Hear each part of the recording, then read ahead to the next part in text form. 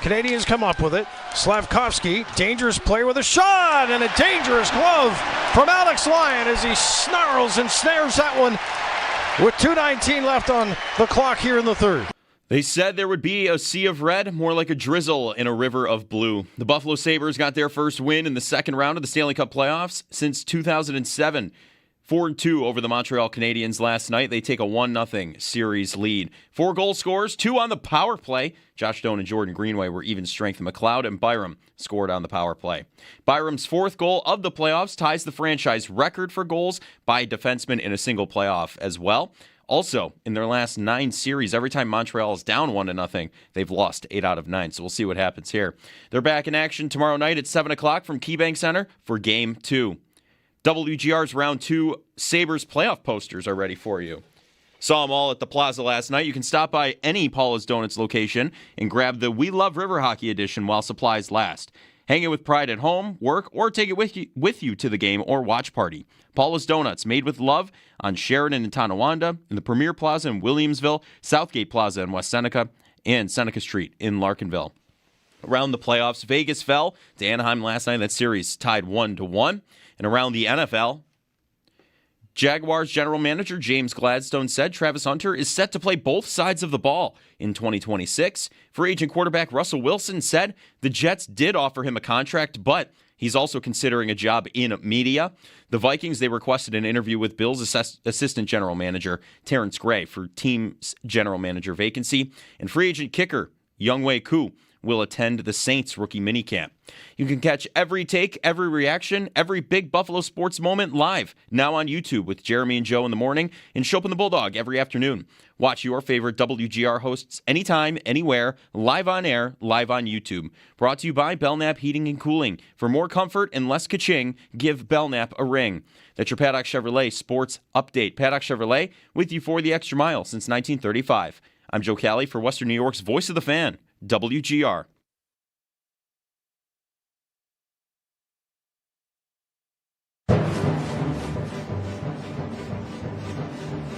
It's Jeremy White. Play forced out to center.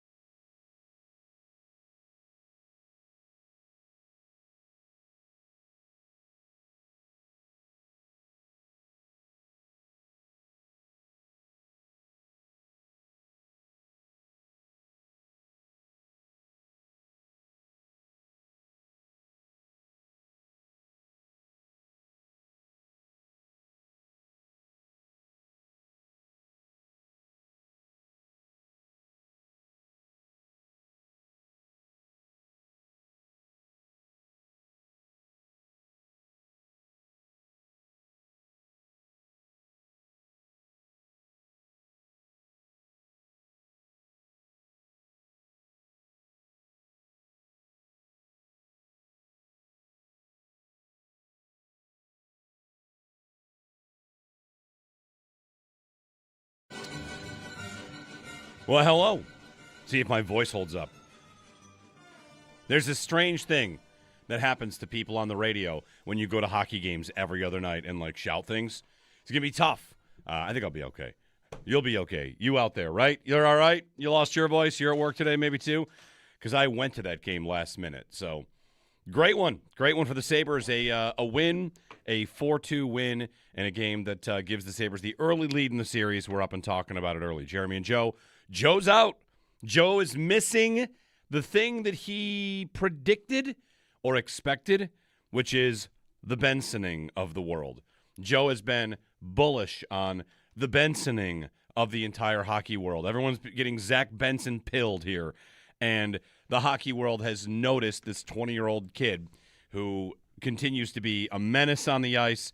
And the part of it that was always a question, I said to him all the time, all those times, he said, Benson this and Benson that, I would say, when's he going to get on the score sheet?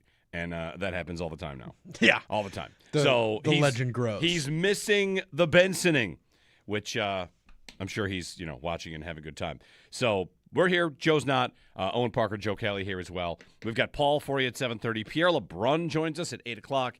And off we go. Our phone number is 803-0550 and 1-888-550-2550 to relive Game 1. A game in which the Sabres I think gave Montreal some serious trouble.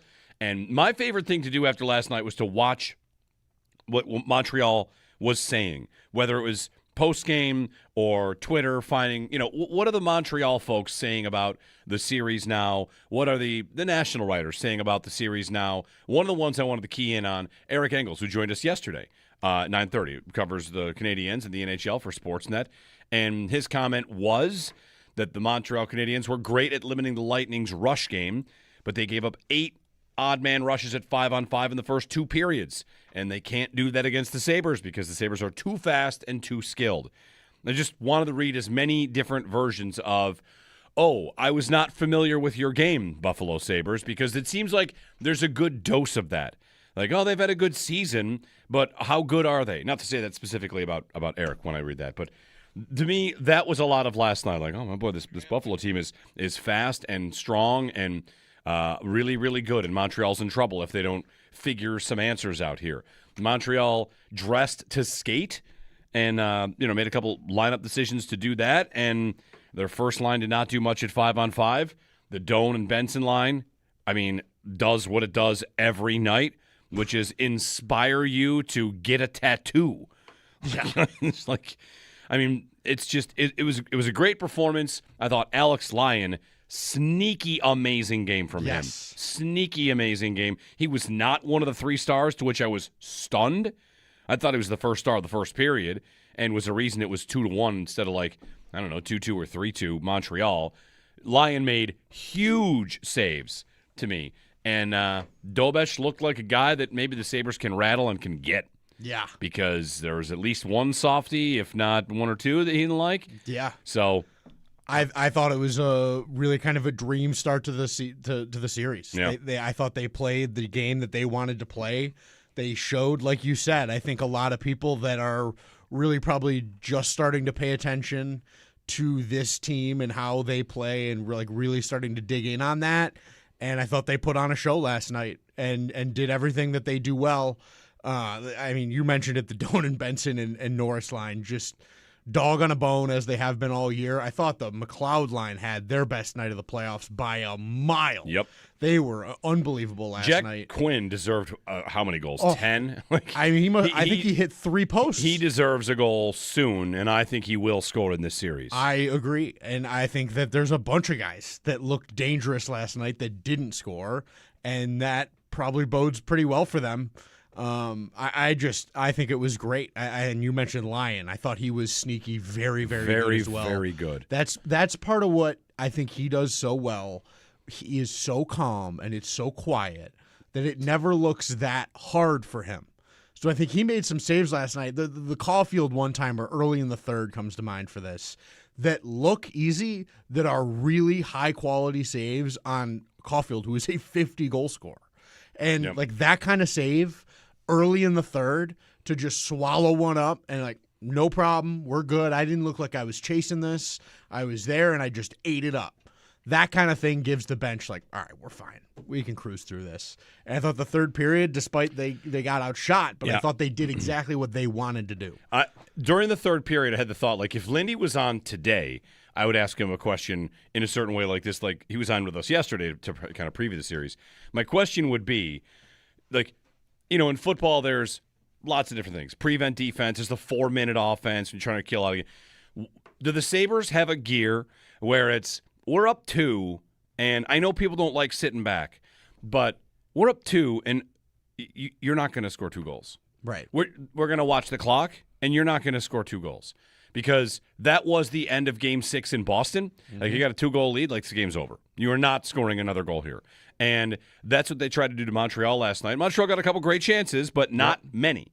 So the Sabres led on the expected goals count at even strength. They got a couple of power play goals, which, huge. Miracle. The second one especially, a flat miracle and one of the worst-looking power plays you'll ever see. Then there's Montreal, who passes the puck around the power play. It looks like power plays are, I think, supposed to look. Yeah. But whatever.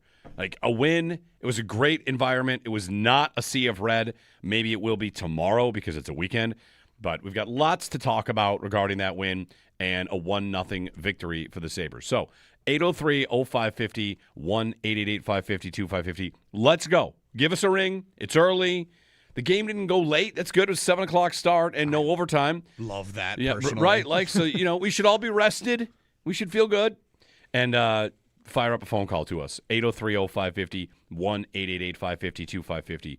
Greenway's goal, that one goes like, that's just a flat-out bad one from Dobesh, right? Like, yeah, I mean, they get a good flash screen in front. Yeah. But it's not a goal. Off his glove. Off his glove. Can't have that happen. Yeah. And I texted you guys in the group chat, like, I talk about the low danger chances that if you give it up, it's like a 90% chance you lose the game. That was that goal. Yeah. And at that time in the game, too, it's exactly the kind of goal that you are hoping to score on a young goaltender that maybe isn't as tested as Jeremy Swayman, who you faced in the last round. I think that is where you've got a little more light on this guy, Dobesh. He's good, he's talented, but he's not as consistent or stable as Swayman was, and he can get emotional and kind of lose it. I also texted you guys last night. If there's a guy that Dobesh chance will work on, it's him, because he can get a little squirrely up top, and I thought you saw a little bit of that last night, and it was a big difference in the game. Lyon versus Dobesh, and Lyon takes round one handily. Yeah. The series, we'll see where it goes from here. What people think after one game. I did not think last night's game had a ton of intensity to it. Like, no. It's a playoff game, and everybody, worked hard, but different post-game, post-whistle stuff, fisticuffs, nonsense, this and that. How many, not quite dirty hits, but, runs at guys. It probably will not be the most physical series that we see. I mean, the Boston series. In Game 1 of the Boston series, the Sabres were credited with 53 hits. Yes. I have no idea what the number was last night. It could not have been half that. No. Right? No. Just not the same series.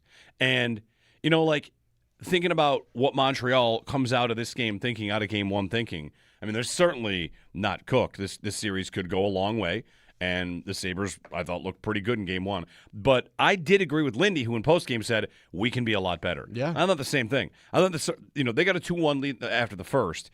And in the first, I thought they were a little casual defensively. It'll be a free skating series, and it'll be about turnovers. And I'm just rattling off a million thoughts I had about this game. So if you want to jump in anytime, you can, and callers can.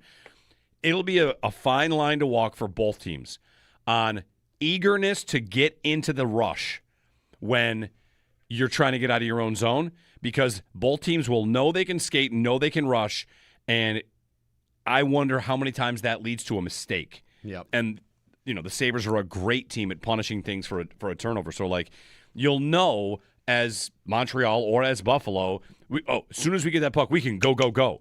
But you don't always, of course, have to. So right. I thought in the first period the Sabres were a little eager to get moving and kind of hurt them a couple times. And that's what I thought they did so well in the third, was they understood the moment and what was required to get that game to where it needed to be, was all right, none of that. Don't take that risk. And I think that's why you saw them get outshot and maybe not possess the puck the same way, because they weren't taking those chances. I think if they're able to understand when is the time to do that, which I think they did a great job of last night, I think that bodes really well for them. I think that was the biggest concern pretty much everybody had about this team going in, was will they know how to dial that back and put it on when it's needed? I think the playoffs, there are times where that's just not the way you can play. Yeah. And I think Ruff so far has done a great job of understanding that and getting them to execute the sort of game script that you want to see at the right time. So, yeah, I think the first was a little casual, but they got out to their lead and understood, okay, now we've gotten ourselves to a good spot. Maybe that was a little bit of a high wire act. Let's settle it down now and make sure we get this game where it needs to go. And I just think that's so much of their strength, is that they can do whatever they need to do to win the game. Yeah. Whatever that looks like, whether they need to be big and heavy and strong, they'll do that. If they need to make plays and buzz around and get the D up in the rush, they can do that. And, Marty St. Louis has talked about his team being capable of that. I just don't know if they can do the heavy stuff as well as the Sabres can. I thought the Sabres just won every battle last night, and it really it started to wear on the Canadians, and it's only game one. I thought they gave up a ton of pucks in their own end under pressure from the forecheck. Yep. And it looked like they were scrambling. 803-0550 is our phone number. I'll find a couple more comments on exactly that. Eric Macramella, who TSN wrote this about this game one. Montreal Buffalo. A continuation of what we saw in the regular season. The Sabres are bigger, stronger, and faster, and tough for the Canadiens to contain. 1 game down, 3 more wins to go to get to the next round. And I always do the math this way because it makes it sound better in my head. The Sabres are up 1-0 in the series, and it's only 1. Montreal has to win 4 out of 6. If they don't win 4 out of 6, they don't win the series. Right, game 1 is huge. And, we'll see about the Sabres jump tomorrow night in game 2. Maybe, we always find our silver linings where we can. Maybe losing game 2 to Boston is something that helps them in this game 2. Hey, remember what happened last time? Let's not give that back. Let's not coast on a game 2 and come out nice and strong for number 2 Friday night. We'll get calls in 803-0550.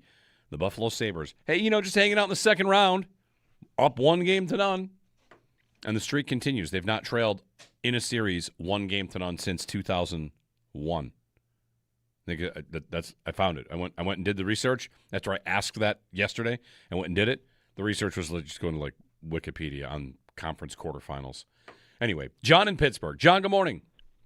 What's going on, Jeremy? How are you? Exhausted. So I impulse bought. I think I talked to you on Twitter last night at 2 p.m. I decided that I was going to make the fun drive 3.5 hours and then drive back last night. And I'm glad I did, not going to lie, because it looked like in the third period that Montreal defense, they couldn't get the puck out of their own end. They missed passes. They weren't crisp with their passes like they were in the first period. But the other thing that I noticed, Dobish, the rebounds were just out there all game long. I don't know if anybody else saw that, but if we crash the net, they're going to score a bunch of goals in front of the net. But I'm going to go to work now, and you guys have a great day. Thanks, John.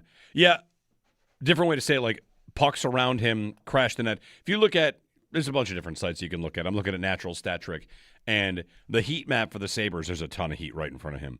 I thought they were, the Doan goal is the first example. I thought it's something that, Owen, we talked about, whereas with Swayman, he's so calculated. I forget the term you used, but you said Dobish is aggressive. Mm-hmm. As aggressive as you'll get from a goalie, just about.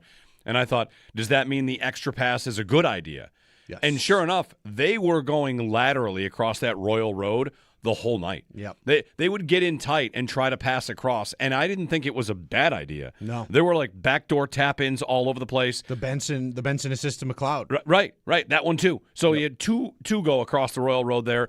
I thought they were capable of scoring a bunch more. And, would anybody – listen, no one be shocked in this series if Montreal bites back. I also wouldn't be shocked if the Sabres put up 6. No. We could get a 6-4 game. 4-2, that's 6 goals in a game. That hits the over, and that feels like a low number for this series because, Montreal could have had some. And Montreal's power play, stay out of the box. Yeah. Stay out of the box. For sure, because those guys can make you hurt. But, yeah, Dobish – there was, I think, you got the full experience of where he's gettable last night to me. There's a little bit of the tracking stuff on the Greenway goal that wasn't great. There was a little bit of the sort of rebound stuff that looks like it's there. And the when he gets beat, if he misses a read, like he missed on the McLeod goal or even the Doan goal, the first one, if he's out of a play, it's really tough for him to get back. He's super athletic, and if he realizes there's a chance for a play, he's got a chance to get there. But if you can make just one more good play around him, he's often way out because he over-challenges on the shot before the pass. And that leads to a lot of opportunity sort of around him. Patience holding on to the puck is big, too. He could slide himself right out of the net. So that stuff is there. I think you're already, I'm thinking about Fowler. If they're going to go to him? Not maybe to start, but I think... You think if he gets in the series? Yeah. I'm thinking about, maybe I should have done 2 of my deep dives already. Yeah. I'm thinking about sitting down and doing one on Fowler today just preemptively because Dobesh is unstable, and if he gets sort of in a downtrend like we talk about with Luukkonen, I think he could sort of implode on himself a little bit. And Fowler is another guy that could come in and play just as well to me. So, that'll be something to watch as well. 803-0550, our phone number, 1-888-550-2550. Get some more calls in here. On the number of Montreal fans that were there, I mean, they definitely were in the building. Yeah. And pockets in the 100 level. I thought there would be more. Me Without it being a takeover, I thought there would be more than there were and not be a takeover, and there were just not as – like, they were there, but not as many as people might have feared. Yeah. If you watched on television and said, like, I saw a bunch, like, it was not overwhelming at all. And in fact, I said to my wife, we're at the game, I said, when they score, we will get a really good idea of how many Montreal fans there will be. And they scored, and I've heard much bigger road cheers. Absolutely. Like, how many? 3,000? Maybe. I thought, it was like maybe 10, 15%. Maybe 10, 15. Yeah, that's about. It's 2,500, right. 3,000. Yeah, it felt like it was about that, and it was really kind of. I thought they were all concentrated in the lower bowl too. Yeah. There weren't like I looked up around in the 300s, and it was way less than in the lower bowl. Well, so the thing about tickets. So we went down because we just wanted to think about. I said all day yesterday. We had Trevor Hauer in here talking about the party in the plaza. Like, maybe I'll just go to the plaza. All right, we'll go to the plaza. And then we got down in the scene, and I opened up the apps, and I'm checking the prices, and they're coming down a little bit, and they're coming down a little bit. And all of a sudden, this is how sales might work. Instead of, $450 for the game, it was $180, $200 level. Here we go. Oh, see you there. Like, my wife and I were very much in a YOLO kind of moment, Yeah. I drew inspiration on some level from you because we talked about this afterwards. We're like, I can't sit here and tell Owen if I was 15 years younger, I would have gone to that game. And then in a moment when we have an opportunity to go to a game, not go to a game. Yeah. Hey. So we lived up to. We had to do it. Hey, I'm glad to have inspired at least one more Sabres fan. It was great. It was great. Happy to be there. Got to win. Going tomorrow night for Game 2. We'll take more of your phone calls. 803-0550. Greg in Connecticut. Greg, good morning. Oh, hey guys. Good morning. This is Greg from Connecticut. Lifetime speed skater. I haven't been to many Sabres games, but I have a question. When the Canadians are holding the puck behind the net and the fans are behind the glass, like shaking the glass, I don't know what the rules are, but I think we should be doing something a little more outrageous. Potentially like taking the tarps off and putting some pressed meat on the glass would be pretty iconic. I haven't really seen that out of the Sabres fans, but I was wondering if that would get you ejected or something we can encourage. Thanks, Greg. Tarps off at games, they might have different rules for if you're not on camera versus you are. Regarding pressed meat, you know what? I don't know. I don't know if there's a policy on that in the NHL. I don't know. It was odd. There were a couple times where the crowd would boo, and I thought, who are we booing? Who? Matheson? Who are we booing? We were just booing them stopping play, is what it was. Yeah, I don't know what. They're booing when Montreal would just stand in their own end and think like, all right, what are we going to do? And boos would rain down. It's very strange. I think it was a carryover from Boston had done something similar when they were down a bunch of goals and everybody was booing them, like because they were just sitting back in the zone, like doing their set breakout, waiting for it to, their lane to open up or whatever. Fair. And people get, whatever. All right, let's make fun of them while they're, doing the lane thing. So the chat confirms, yes, we were booing the Canadians when they were behind their net. Keenan writes in, okay, I didn't know. Fair. I'm in the. Who? I'm thinking, I'm running through my head. Former Sabres on Montreal. Who's the maddest we've ever been at a Sabre that played for Montreal? Eric Stahl? Right. No idea. 803-0550. Booing Carrier and Gooley, thinking they were former Sabres, Will Carrier and Brendan Gooley. Yes. Right. 803-0550.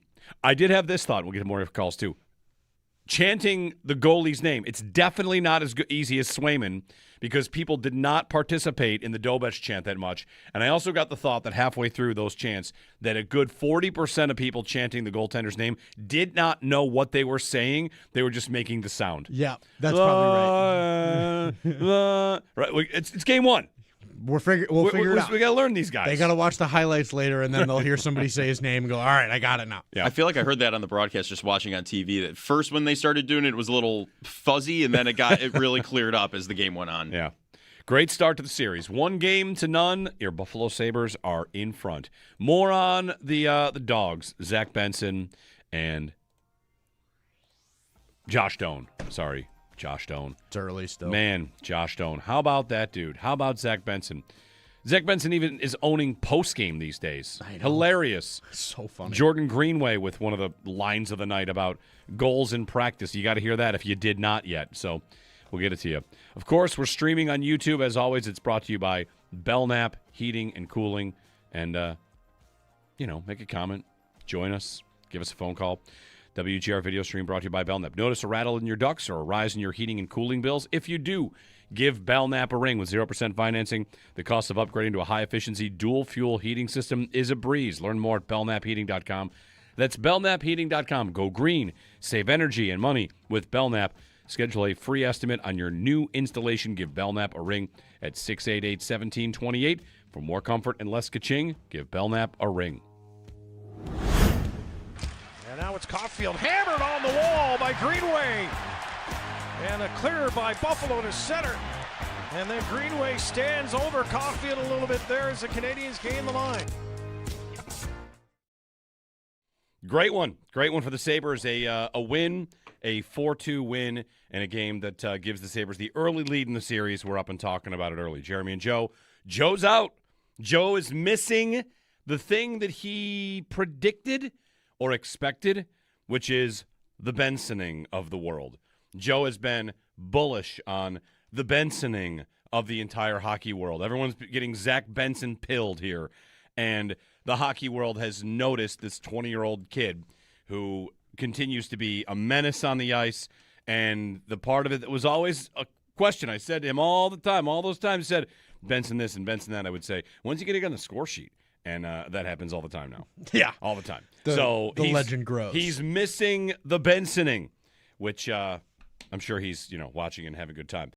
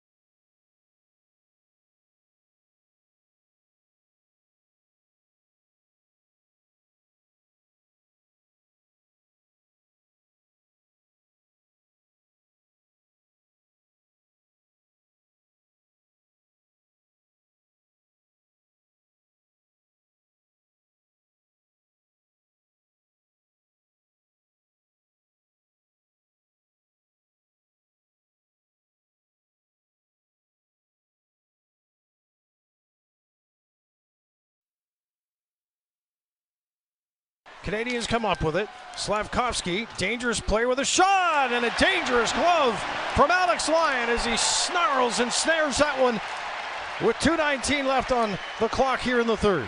They said there'd be a sea of red, more like a drizzle in a river of blue. The Buffalo Sabres got their first win in the second round of the Stanley Cup playoffs since 2007, 4-2 over Montreal last night. They take a 1-0 series lead. 4 goal scorers, 2 on the power play. Josh Doan and Jordan Greenway were the even strength, and McLeod and Byram scored on the power play. Also, Byram's 4th goal of the playoffs ties the franchise record for goals by a defenseman in a single playoffs. They're back in action tomorrow night at 7 o'clock from KeyBank Center for Game 2. WGR's Round 2 Sabres playoff posters are ready for you. Saw a bunch at the party in the plaza last night. Canal Side. Stop by any Paula's Donuts location and grab the We Love River Hockey edition while supplies last. Hang it with pride at home, work, or take it with you to the game or watch party. Paula's Donuts, made with love, on Sheridan and Tonawanda, in the Premier Plaza in Williamsville, Southgate Plaza in West Seneca, and Seneca Street in Larkinville. Scores from around the playoffs. One game last night. Vegas fell to Anaheim 3-1. That series is tied now 1-1.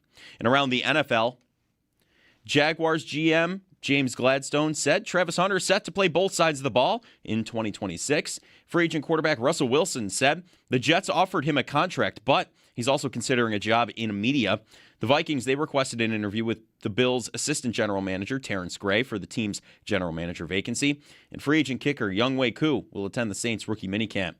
Join us in the fight against cancer by riding with the WGR Ride for Roswell team on Saturday, June 27th. When you sign up, you'll get a rider gift from WGR and Tom's Pro Bike on Walden Avenue in Lancaster. Plus, at the event, stop by our table and scan the QR code for a chance to win a $1,000 gift card to Tom's Pro Bike. Visit WGR550.com for all the details.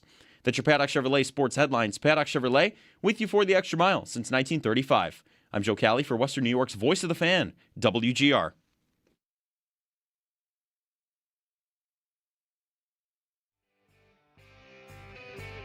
Play forced out to center. Here's a chance. 3-on-1 to the line for Buffalo. Pass across, scores!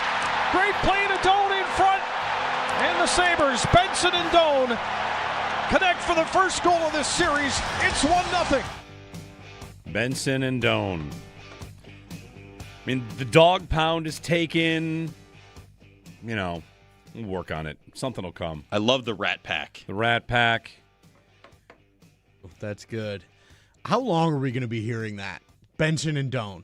I mean, so exciting. Listen, there's a conversation to be had in the off season, but it's one of these, like, I wrote out a tweet about this and wanted to say it today on the show, and I thought, like, oh, maybe I should save it, but I'll just go for it here. When Jarmo got the job, we might have looked at this team and thought, all right, identify who's good enough to keep, and, you know, who do you want to extend, and who are your core pieces going forward? You know, the team is not in a good spot. And now Jarmo's job is, all right, how many of these guys can I keep? Right. Tuch, Byram, Benson are all in need of deals. And, you know, we've spent all this time talking about Tuch, but Benson's an RFA needs a deal. And Byram, they got to keep Byram and pay him whatever it takes. You got to keep your superpowers together. Your superpower of this top 4 defense, you'll just be good forever. Yeah. I don't know. Maybe that's a little, they just won game 1 of round 2 speaking, but Byram, listen, we talk turnarounds, and Byram wasn't ever a bad player. He was never bad, I don't think. I mean, he was great in Colorado. He won a Stanley Cup. He had a great playoffs there. But when Byram's career here in Buffalo started, there was a little bit of, you know, what even really happens when you're on the ice. There's a lot of low-event stuff, and I know that, you know, it doesn't always kill you, but it's like, I don't know if this guy is worth $11 million. He thinks he's a top-pair defenseman, and that was one of the stories. He wants to be a true number 1. And now, I mean, he is great. Yeah. Great. He makes a lot of really little, small plays under pressure with the puck and to stop plays that are really impressive. And, you know, we all have a kind of player we love. Maybe you love the Zack Bensons or the Josh Doans or the Tajik. And I always gravitate to the offensive defenseman that sneaky, like, holds plays, kills plays, makes smart. Like, I love that player. Yeah. I've always loved that player from, I mean, I've got the Tallinder jersey. Tallinder at the height of his powers in 05-06 was, on the top pair, and just like, oh man, this guy is so smooth. He can play. I mean, he certainly didn't have the offensive scoring touch that a Byram has. Byram has 4 goals, and I thought a really cool moment last night, former Sabre Jason Woolley tweeting out a graphic that they put up, which was most goals in one single playoff franchise history. Mike Ramsey, Jason Woolley, Alexei Zhitnik, and Bowen Byram all have 4. When Byram gets 1 more goal, he'll have the most goals from a defenseman in one postseason in franchise history. And I love that, Jason Woolley. Like, you can do it, kid. Right. Like a really, really cool moment there, just to see that. 803-0550, Jeremy and Joe. Joe's out.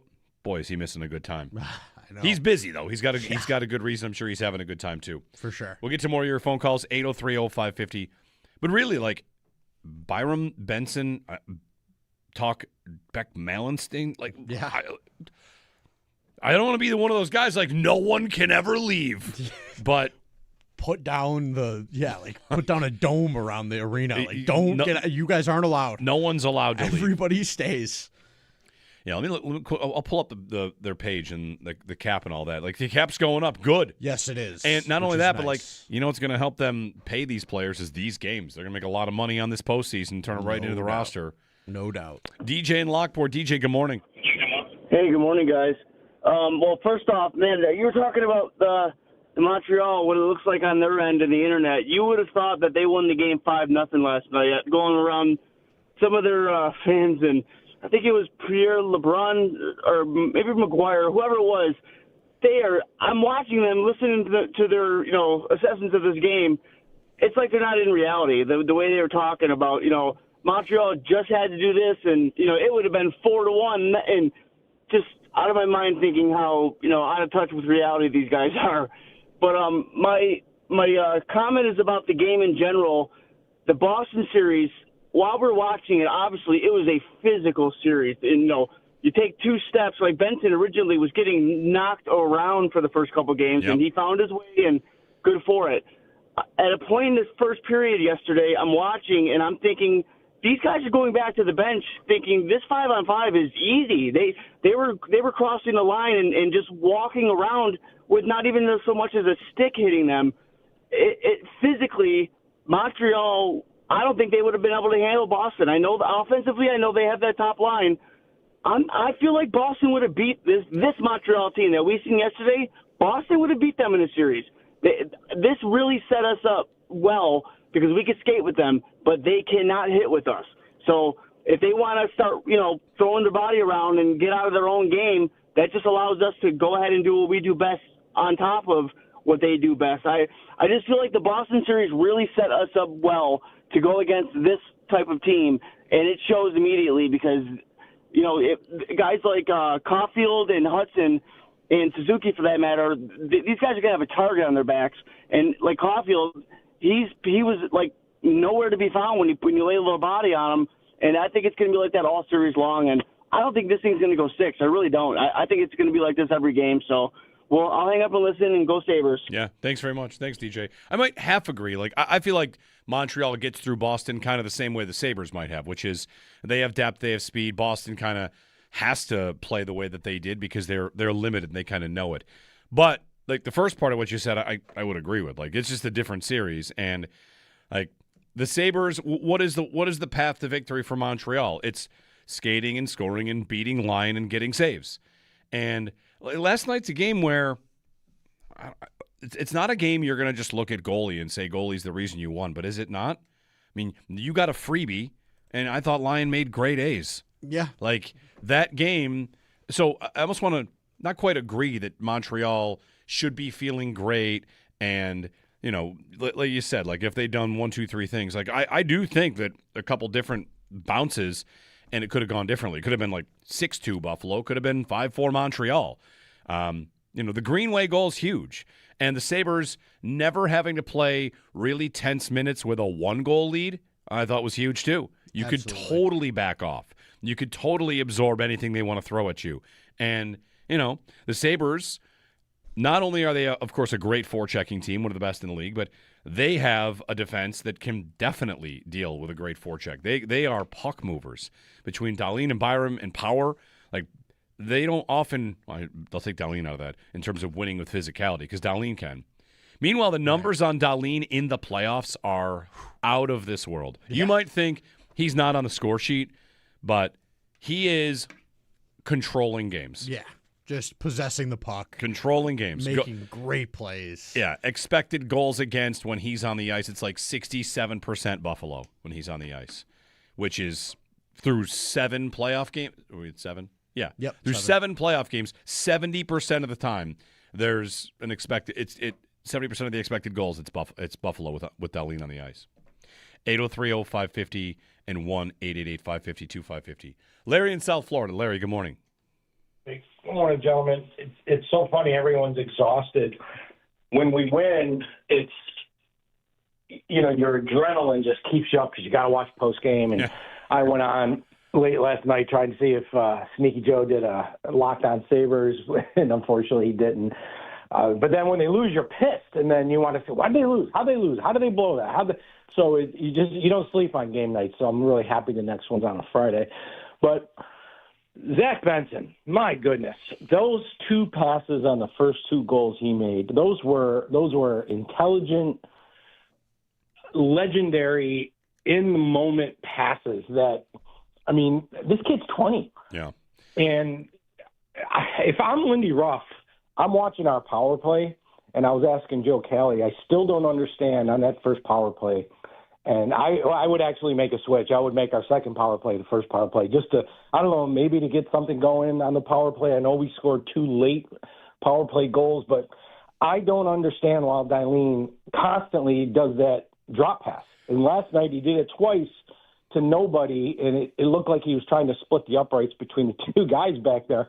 I said, whatever happened to just dumping it in and go get it? Because we're tenacious on the forecheck 5-on-5, and if they take a guy off, I know they can ice the puck on a power play, but why not dump it in and just go get it and just start pounding them like we do on the forecheck? And I'd put power play 2 as power play 1 right now, even if it's just to send a message like, guys, we got to get moving, because right now on the power play it doesn't look like Dahlin and Thompson are in sync. And look, like you said, the rest of his game is fantastic. And and Thompson's had a good series against Boston, and although he's 6 games now without a goal, he needs to get on that score sheet. But it just doesn't even seem like we're setting him up on the power play anymore. So I just wanted to get your thoughts on what is wrong with us dumping in and go get it on the power play, at least with the first unit. Yeah. One thing about that, thanks, Larry. The drop pass, it's definitely a part of their entry, and it's fairly common in the league for teams to do that. A lot of teams do that. I thought their power play started to get going when they introduced they don't do that all the time. Yeah. Like, they're still going to do it. This is the Joe Brady screen pass. Maybe we hate it. It's still going to be a part of the plan. Maybe they don't do it on every single entry, because early in the Boston series, it felt like every entry was that, and then they would just have a guy carry. And, last night, I don't know. Last night is an incredible one because the second power play goal might have been one of the ugliest looking power plays of your life, and they scored. Yeah, McLeod got it. Okay. It's that's the old eye test versus the analytics. The eye test says bad power play. Analytics said goal. Right. Maybe that's backwards, but whatever. Yeah, whatever. I think that the first unit's biggest problem is just setting up in the zone. It's just they can't get it in.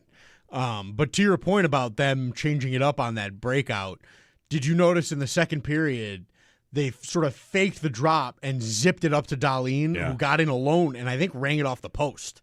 And it was like, whoa, that was pretty cool. Why don't we do that a little more? And like that kind of little stuff is the sort of coaching wrinkle that you can put in as a staff to try and just get guys easy looks. Like, all right, let's give these guys a real sort of, if you see this is a guaranteed great chance. Let's just get you guys a look, and then we'll move from there. I thought that was a really good thing to see, that they are at least they're thinking like that. Like, we've got to try something here. They can't get the puck in the zone. We've got to switch this up. So that to me was good to see. 803-0550. Got a stat of the day for you on Zack Benson when we return. Continue to get more of your phone calls. Also want to tell you, I overheard a Montreal fan conversation on my way out of the arena that I want to share with you, because I think it's indicative of perhaps people around the league still in this Sabres team. So we'll get to all of it and your phone calls, 803-0550. Paul at 7:30, Pierre LeBrun at 8. Sabres up 1-0 on Montreal. Game 2 will be tomorrow night at KeyBank Center.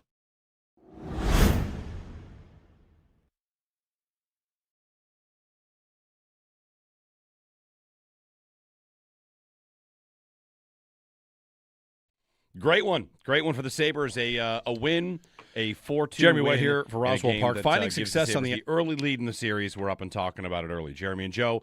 Joe's out. Joe is missing the thing that he predicted or expected, which is the Bensoning of the world. Joe has been bullish on the Bensoning of the entire hockey world. Everyone's getting Zack Benson pilled here. And the hockey world has noticed this 20-year-old kid who continues to be a menace on the ice. And the part of it that was always a question, I said to him all the time, all those times, said, Benson this and Benson that, I would say, when's he going to get on the score sheet? And that happens all the time now. Yeah. All the time. The legend grows. He's missing the Bensoning, which I'm sure he's watching and having a good time.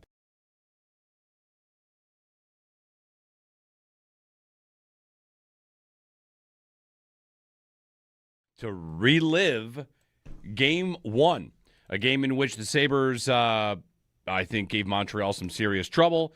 And my favorite thing to do after last night was to watch what Montreal was saying, whether it was post-game or Twitter, finding, what are the Montreal folks saying about the series now? What are the national writers saying about the series now? One of the ones I wanted to key in on, Eric Engels, who joined us yesterday. 9:30, covers the Canadiens and the NHL for Sportsnet, and his comment was that the Montreal Canadiens were great at limiting the Lightning's rush game, but they gave up 8 odd-man rushes at 5-on-5 in the first 2 periods, and they can't do that against the Sabres because the Sabres are too fast and too skilled. I just wanted to read as many different versions of, I was not familiar with your game, Buffalo Sabres, because it seems like there's a good dose of that. Like, they've had a good season, but how good are they? Not to say that specifically about Eric when I read that, but to me, that was a lot of last night. Like, oh, my boy, this Buffalo team is fast and strong and really, really good, and Montreal's in trouble if they don't figure some answers out here. Montreal dressed to skate and, made a couple lineup decisions to do that, and their first line did not do much at 5-on-5. The Doan and Benson line, does what it does every night, which is inspire you to get a tattoo.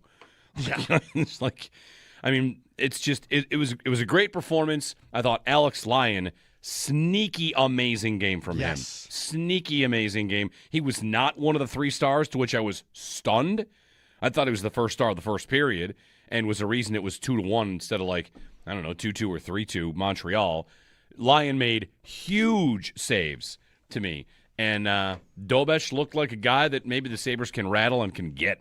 Yeah. Because there was at least one softie, if not 1 or 2, that he didn't like. Yeah. So I thought it was a really kind of a dream start to the series. Yeah. I thought they played the game that they wanted to play. They showed, like you said, I think a lot of people that are really probably just starting to pay attention to this team and how they play and really starting to dig in on that. And I thought they put on a show last night and did everything that they do well. You mentioned it, the Doan and Benson and Norris line, just dog on a bone as they have been all year. I thought the McLeod line had their best night of the playoffs by a mile. Yep. They were unbelievable last night. Jack Quinn deserved how many goals? 10? I think he hit 3 posts. He deserves a goal soon, and I think he will score in this series. I agree, and I think that there's a bunch of guys that looked dangerous last night that didn't score, and that probably bodes pretty well for them. I think it was great.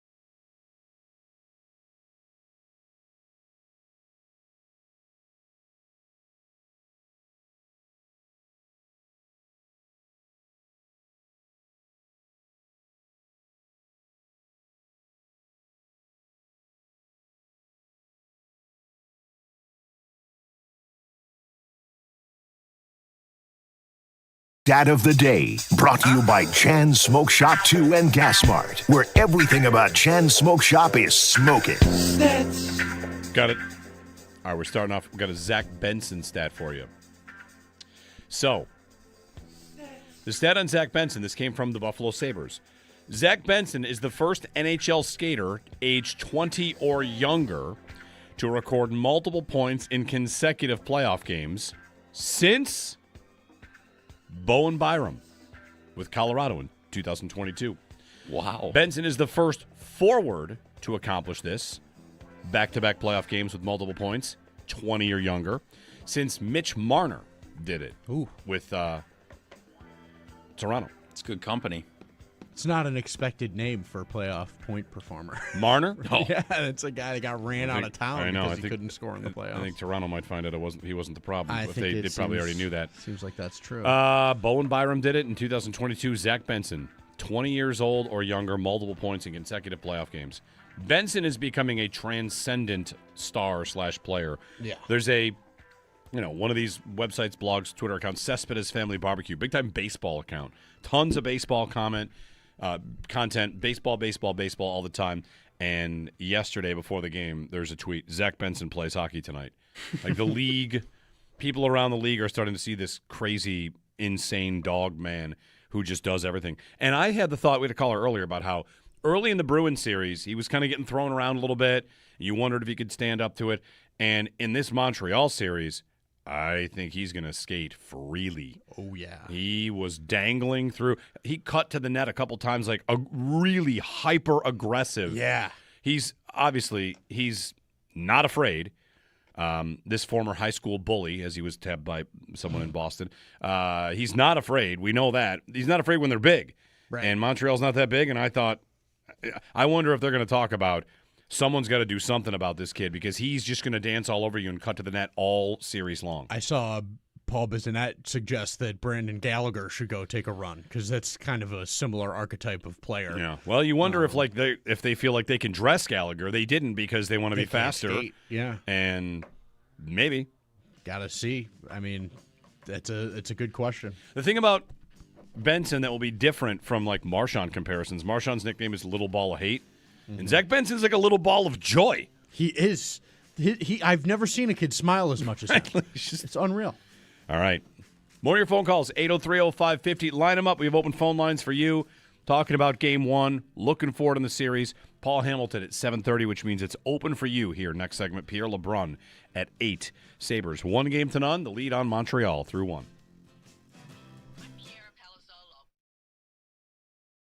To relive Game 1, a game in which the Sabres, I think, gave Montreal some serious trouble. And my favorite thing to do after last night was to watch what Montreal was saying, whether it was post-game or Twitter, finding, what are the Montreal folks saying about the series now? What are the national writers saying about the series now? One of the ones I wanted to key in on, Eric Engels, who joined us yesterday, 9:30, covers the Canadiens and the NHL for Sportsnet.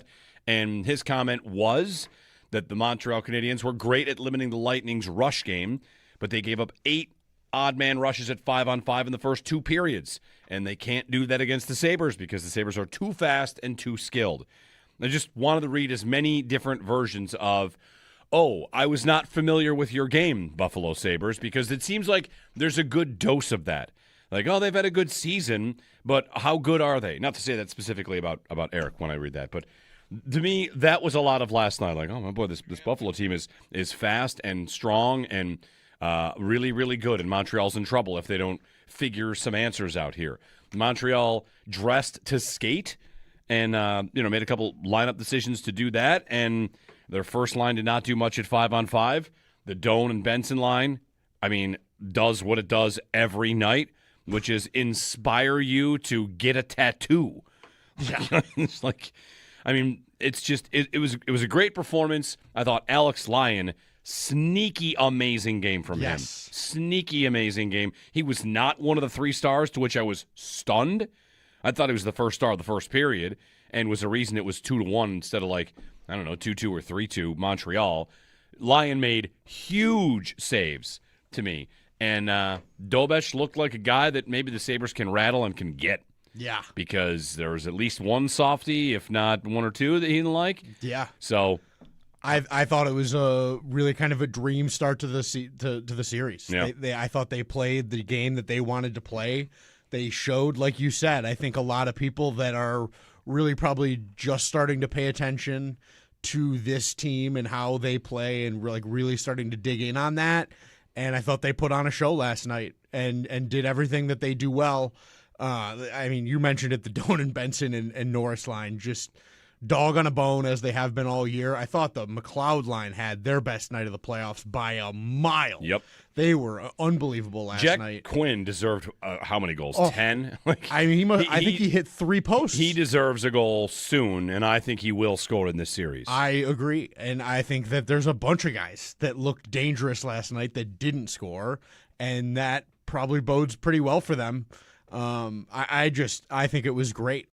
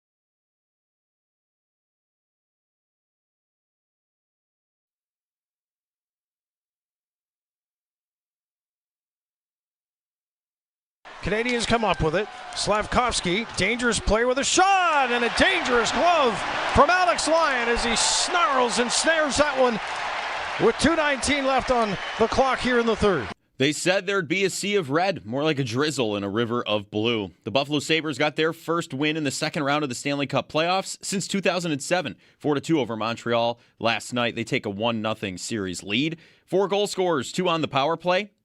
Josh Doan and Jordan Greenway were even strength, and McLeod and Byram scored on the power play. Also, Byram's 4th goal of the playoffs ties the franchise record for goals by a defenseman in a single playoffs. They're back in action tomorrow night at 7 o'clock from KeyBank Center for Game 2. WGR's Round 2 Sabres playoff posters are ready for you. You can stop by any Paula's Donuts location and grab the We Love River Hockey edition while supplies last. Saw a ton of them at the party in the plaza at Canalside last night. Hang it with pride at home, work, or take it to the game or watch party. Paula's Donuts, made with love on Sheridan in Tonawanda, in the Premier Plaza in Williamsville, Southgate Plaza in West Seneca, and Seneca Street in Larkinville. Other scores from the playoffs last night: Vegas fell to Anaheim 3-1. That series is tied 1-1. Around the NFL, the Jaguars GM James Gladstone said Travis Hunter is set to play both sides of the ball in 2026. Free agent quarterback Russell Wilson said the Jets offered him a contract, but he is also considering a job in media. The Vikings, they requested an interview with Bills assistant general manager Terrence Gray for the team's general manager vacancy. And free agent kicker Younghoe Koo will attend the Saints rookie minicamp. Catch every take, every reaction, every big Buffalo sports moment live now on YouTube with Jeremy and Joe in the morning and Chopin the Bulldog every afternoon. Watch your favorite WGR hosts anytime, anywhere, live on air, live on YouTube. Brought to you by Belknap Heating and Cooling. For more comfort and less ka-ching, give Belknap a ring. That's your Paddock Chevrolet Sports Update. Paddock Chevrolet with you for the extra mile since 1935. I'm Joe Cali for Western New York's Voice of the Fan, WGR.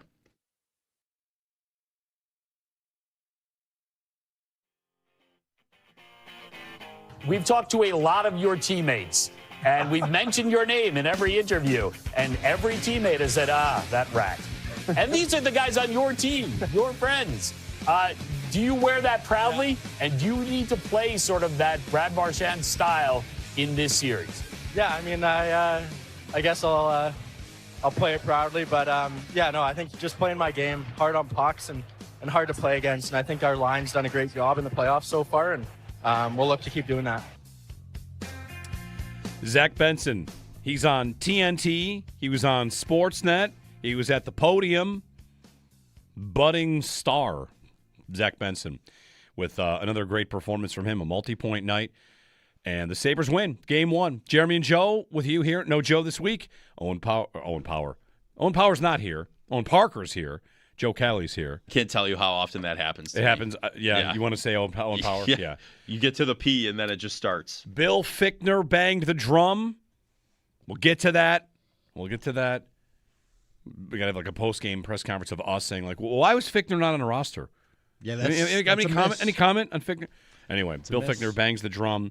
And we're taking your calls. 803-0550, 1-888-550-2550. Benson and Doan. Maybe one of the more amazing things about that pair, and like Norris is out there too, of course. Like Norris is just kind of whatever. His game is sometimes to blend in and just kind of be there and be a smooth player. But that line with those two guys, like not only are they doing it night in and night out, but they're doing it night in and night out. Yeah. There is no foot off the gas. It's all gas, no brakes. The forecheck has been great, and I thought the Sabres had a really nice game. I just want to keep shouting out Alex Lyon, though. I really thought that he somehow goes as an unsung hero. I could not believe he was not one of the one of the 3 stars. Like, I thought Lyon was huge last night, and while the Sabres played a really, really strong game, that it could have gone differently. Dobesh let Montreal down, and Lyon had a good game to my eye. So, I would check the full expected goals to see where he is above goals above expected. You know who led the Sabres in expected goals according to Money Puck? Jack Quinn. Tyson Kozak. Oh, Tyson Kozak. A couple of net front opportunities. Yeah, will do that. Yeah. Quinn, though, man, if they get that line going, we're sitting here watching the people will talk about Tage, and Tage is not fine in the score sheet. I still think he's been generally fine, and it'll happen, but. In the Boston series, early on, we said you're going to need more, and then the Benson and Doan line showed up. And now if, the McLeod line can show up as well, like, you're rolling good. You look good. You look good. In Montreal, I'm seeing a lot of people are writing into us saying some of the reaction there is that they were kind of gassed from a 7-game series against Tampa, which is very possible. Yeah. They have not been home since Game 6. So they're living on the road. Like, this is a lengthy road trip for them because you go to Tampa, you stay there an extra day, you come here, Game 1, and then Game 2, and then they'll finally be back in Montreal in their own beds. But, I thought the Sabres were ready. They didn't have any rust. They came out flying, and maybe the whole team kind of gets the juice from that Benson-Doan line, which, I think it'd be hard not to get that juice from those guys. Right. And it's also a great Greenway game. Yes. Independent of the goal. A great Greenway game. That's what, and Paul said that to me because when they asked who do you guys want to talk to, Paul, the first player Paul thought of was Greenway, and he was like he scored, but I thought it was his best game. Like, he looked great. He threw guys around all over the ice, made some nice little like quiet plays, and scored a really big goal. It was a game winner. I have long said about him, he's a guy that you want for this time of year. Mm-hmm. He is a guy that will probably annoy you through the regular season because he's not going to produce much and he's not really going to flash much and he's not really going to have to do all the physical stuff that he does at this time of year. But once you get into this time, you're going to want a guy that's as smart, defensively responsible, big, and heavy as Greenway is. And I think you're seeing it now. Last night is like that's the blueprint for him. Do that every night. I mean, take the goal out. Yeah. But do what he did last night every night, and you're in great shape. And that fourth line, like end of the second period, that fourth line got trapped out there a little bit, but they did the job. And he had a couple clears, like just solid plays. Like it's all you need from those guys. It's the same thing we talk about with the third pair, who I also thought were great last night. Yep. Just win. Don't lose your minutes, and we're good. We'll survive with you out there, and then our depth up through the next 9 players up top will carry the load offensively because they've got so many guys that can score. Which I think that McLeod line looks like they're going to get going if they continue the way they did last night. And that would be huge for them. Because if you've got Tage and Tuck and Krebs on the first line. Like, that is just, all right, bank that. They're going to be good 80% of the time. And then you've got this Doan Benson thing happening that is like pure domination. And then if you can get the McLeod line going, that is 3 deep lines that can hurt you, like bad offensively. And then you get the fourth line out there to do whatever they need to do. Which, like, maybe that's ends up being Carrick soon. But I continue to think that Kozak has been good, absolutely good. Yeah, very good. Just parks himself in front and will do whatever it takes. 803-0550, our phone number. 1-888-550-2550. Last thing I've got for you before we get to some calls here. Not the last thing, but for now. My moment with a Montreal fan. There are a bunch of Montreal fans there. You know, the red stands out. The red definitely stands out. The number of people I saw tweeting to me, like, on TV, it looks like a lot. Like, I'm in the building, and it's just not as many. Maybe it's because we're kind of used to Canadian teams invading in the regular season. You've been there when there are 8,000 of another fan base. And this was not a takeover. Just a really healthy dose, but not crazy. And my Montreal moment was we were walking out, leaving the arena. Everybody's walking out. I would say, people are partying, but it was a Game 1 level party, right? Like, right. There's hooting and hollering. There's honking of car horns, but it wasn't a take a 2-0 or 3-1. It was a Game 1 celebration. Very sort of respectful. Sure, and like, sure. All right, like, good start. Job's not finished. Yeah. The fans could feel that. But anyway, I watched two Montreal fans, close enough I could hear their conversation. And, you lose a game like that, you might come up with reasons and things to talk about. All right, it's over. It wasn't our best game. We'll be back.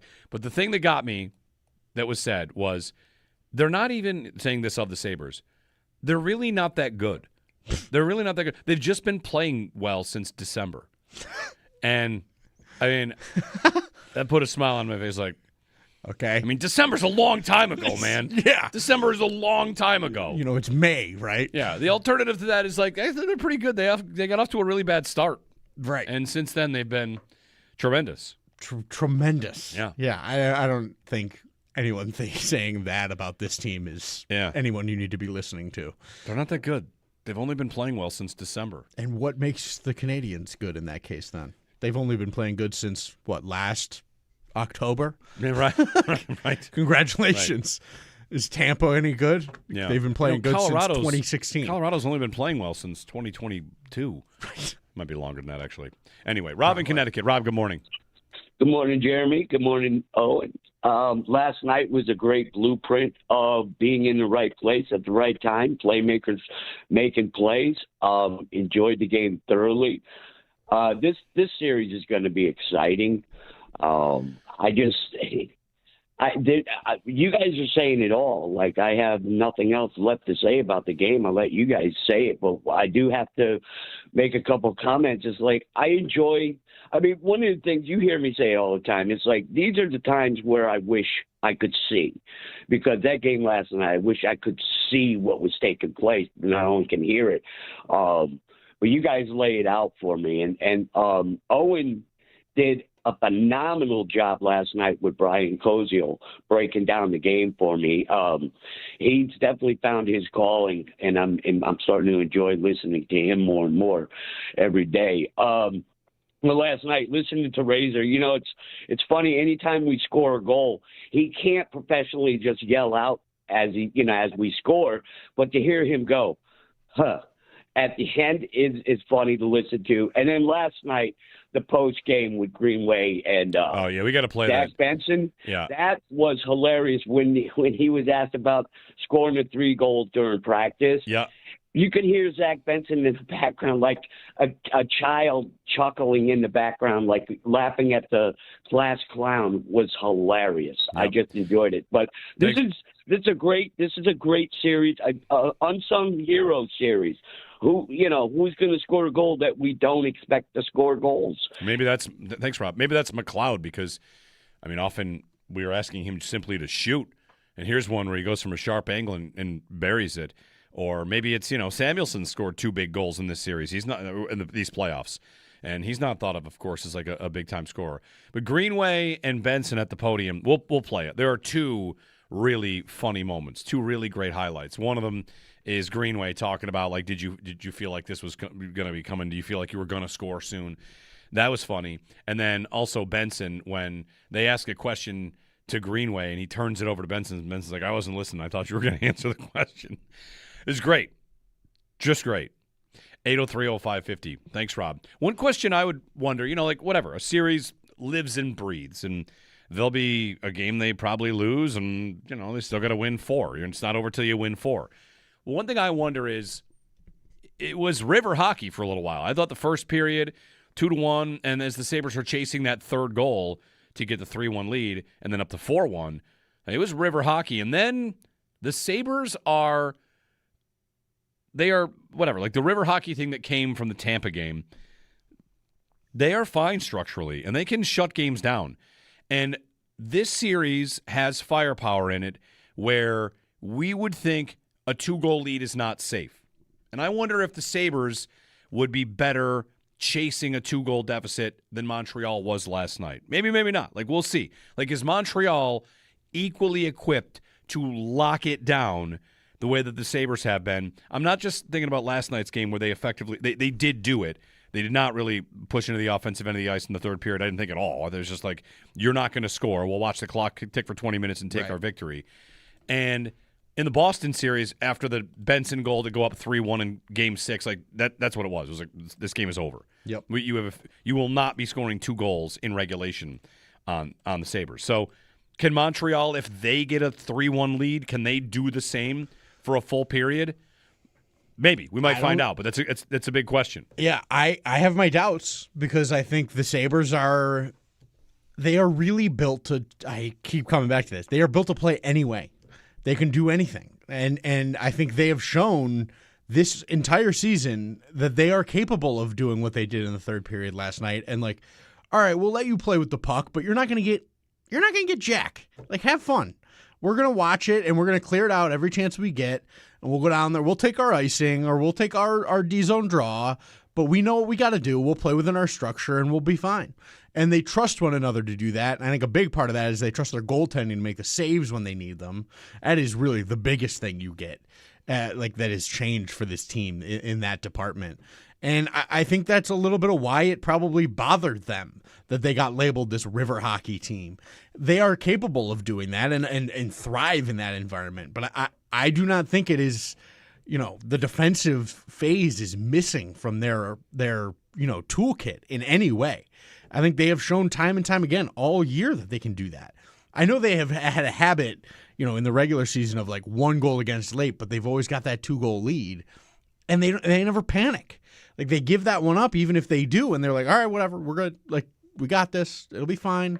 And I've been really impressed with that sort of range of ability from this team, and I think it's a testament to Ruff and his staff. 803-0550. 2 power play goals. Yeah.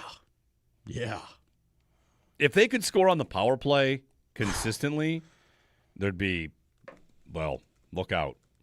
It's been a rough power play for a month plus, and in that month, they closed out the division, not quite comfortably, but like they had to win a lot of games because Tampa and Montreal did not go away, and they won the division and won a 6-game series and have a 1-game lead. They got 2 power plays in this power play goals in this game, but like they've kind of been doing it without the power play, and if it just starts to pop in one or 2 here or there, sky's the limit. Sarah in Buffalo. Sarah, good morning. Hey, good morning, guys. Greenway, what about him? He finally woke up, eh? I thought he was great. Right? Thought he was great in this in game 1. And he was a guy that we wondered, like you we talked about a little bit earlier. You said like he's the kind of guy you want in a series like this, and when we would talk about it during the regular season, it was always, well, they're a fast team. Do they want to have a different style of player out there? Because he's not the fastest, but I thought he was great. Independent of the goal.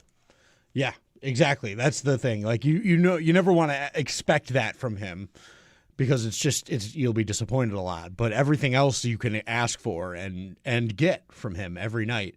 I think you do get it on a pretty consistent basis. He's really just a steady sort of bottom line guy that's going to go out there and do his job.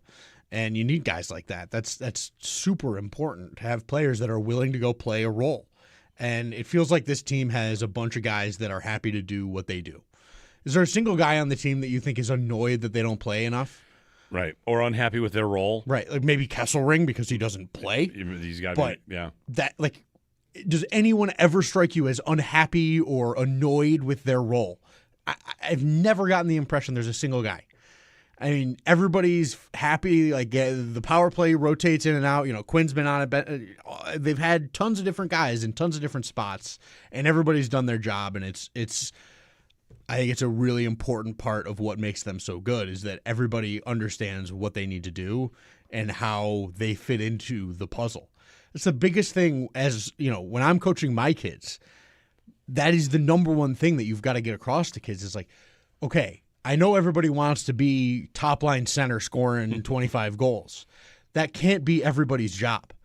You've got to be willing to do a bunch of jobs and understand that what you do still holds value despite it not maybe showing up on the score sheet or being as exciting or whatever you might think.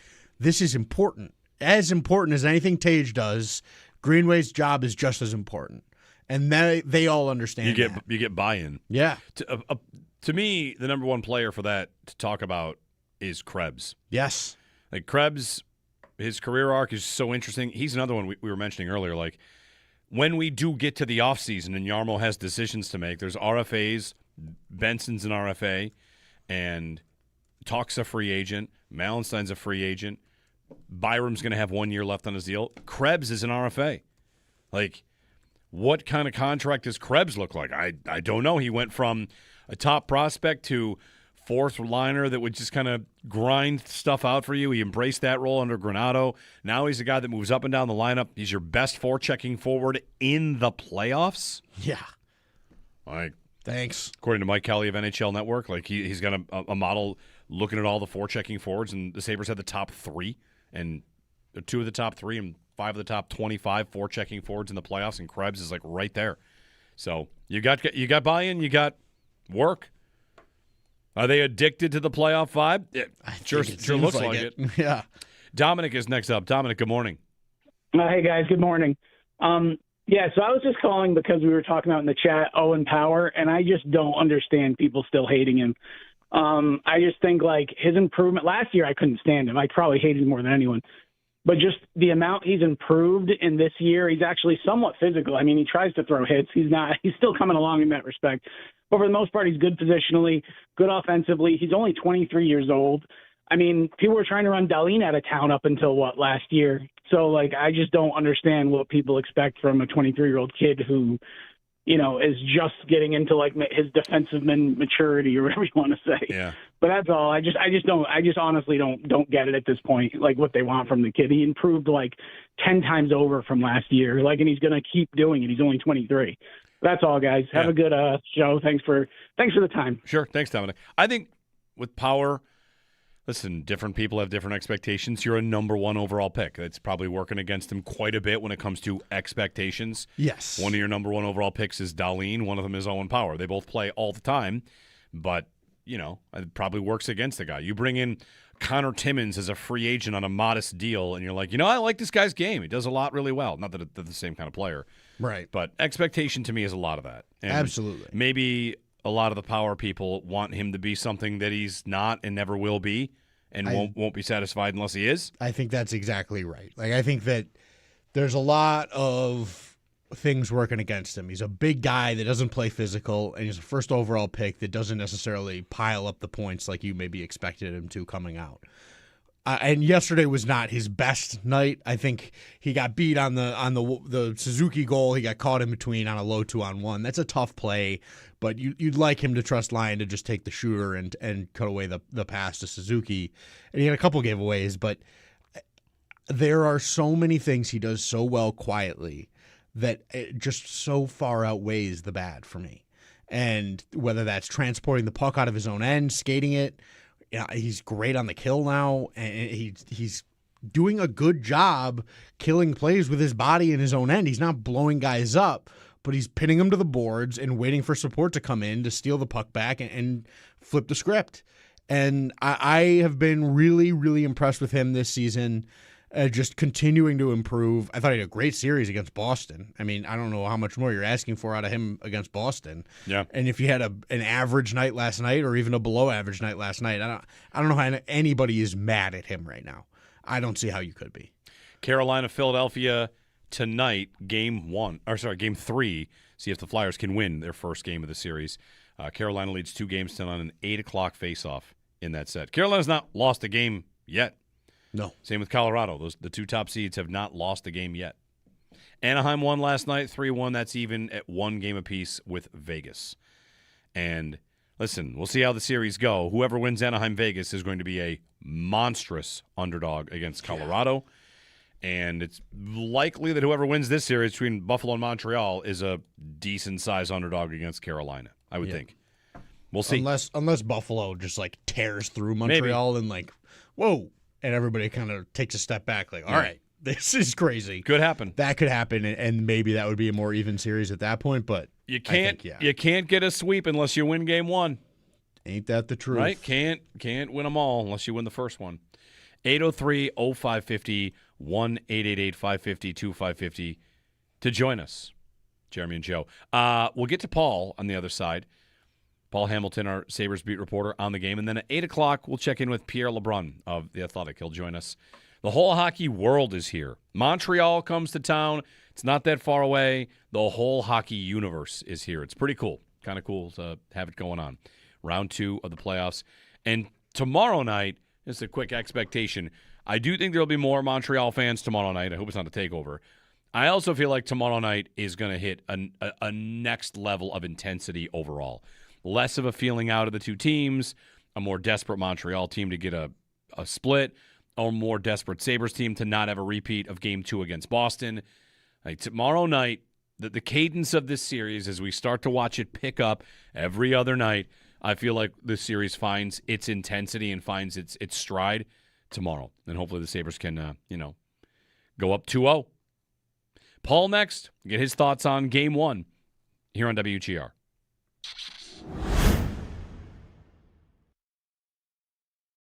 I thought they were, the Doan goal is the first example.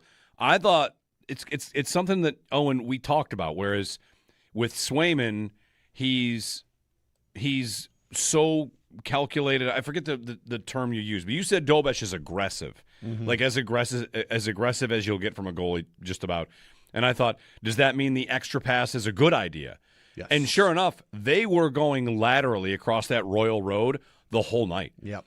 They would get in tight and try to pass across, and I didn't think it was a bad idea. No. There were like backdoor tap-ins all over the place. The Benson assist to McLeod. Right. That one too. So you had two go across the Royal Road there. Like, yeah, I thought they were capable of scoring a bunch more. And, would anybody – listen, no one be shocked in this series if Montreal bites back. I also wouldn't be shocked if the Sabres put up 6. No. Like, we could get a 6-4 game. 4-2, that's 6 goals in a game. That hits the over, and that feels like a low number for this series because, Montreal could have had some. And Montreal's power play, like, stay out of the box. Yeah. Stay out of the box. For sure, because those guys can make you hurt. But, yeah, Dobesh – there was, I think, you got the full experience of where he's gettable last night to me. Like, there's a little bit of the tracking stuff on the Greenway goal that wasn't great. There was a little bit of the sort of rebound stuff that looks like it's there. And the when he gets beat, if he misses a read, like he missed on the McLeod goal or even the Doan goal, the first one, if he's out of a play, it's really tough for him to get back. He's super athletic, and if he realizes there's a chance for a play, he's got a chance to get there. But if you can make just one more good play around him, he's often way out because he over-challenges on the shot before the pass. And that leads to a lot of opportunity sort of around him. Patience holding on to the puck is big, too. Like, he could slide himself right out of the net. So that stuff is there.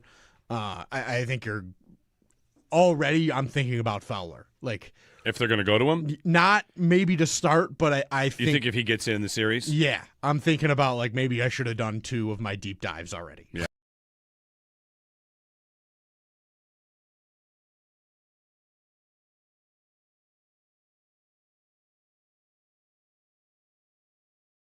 Great one for the Sabres. A win, a 4-2 win, and a game that gives the Sabres the early lead in the series. We're up and talking about it early. Jeremy and Joe.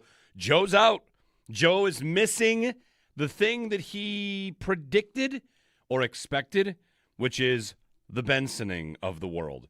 Joe has been bullish on the Bensoning of the entire hockey world. Everyone's getting Zack Benson pilled here. And the hockey world has noticed this 20-year-old kid who continues to be a menace on the ice.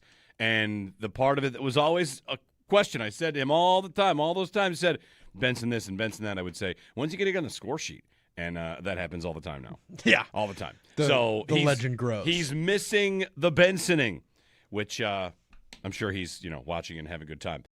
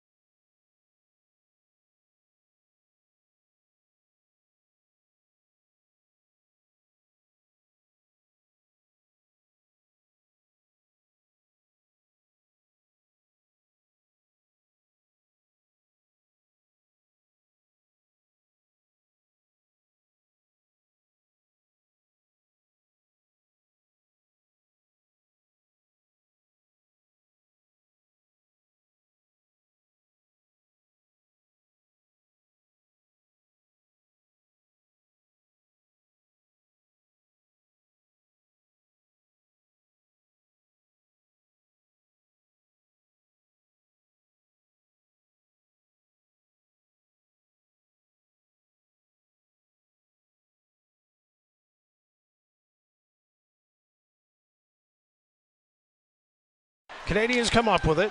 Slavkovsky, dangerous play with a shot, and a dangerous glove from Alex Lyon as he snarls and snares that one with 2:19 left on the clock here in the third.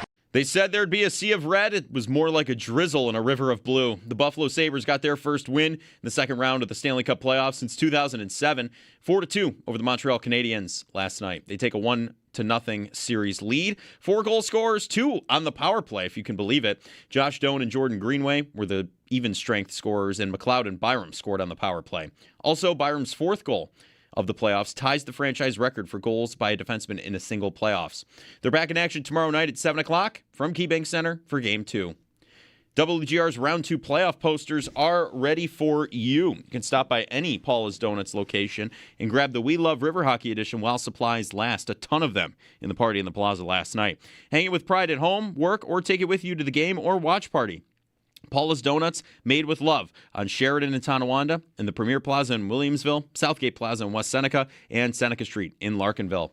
Some scores from the playoffs last night. Vegas fell to Anaheim 3-1. That series tied 1-1.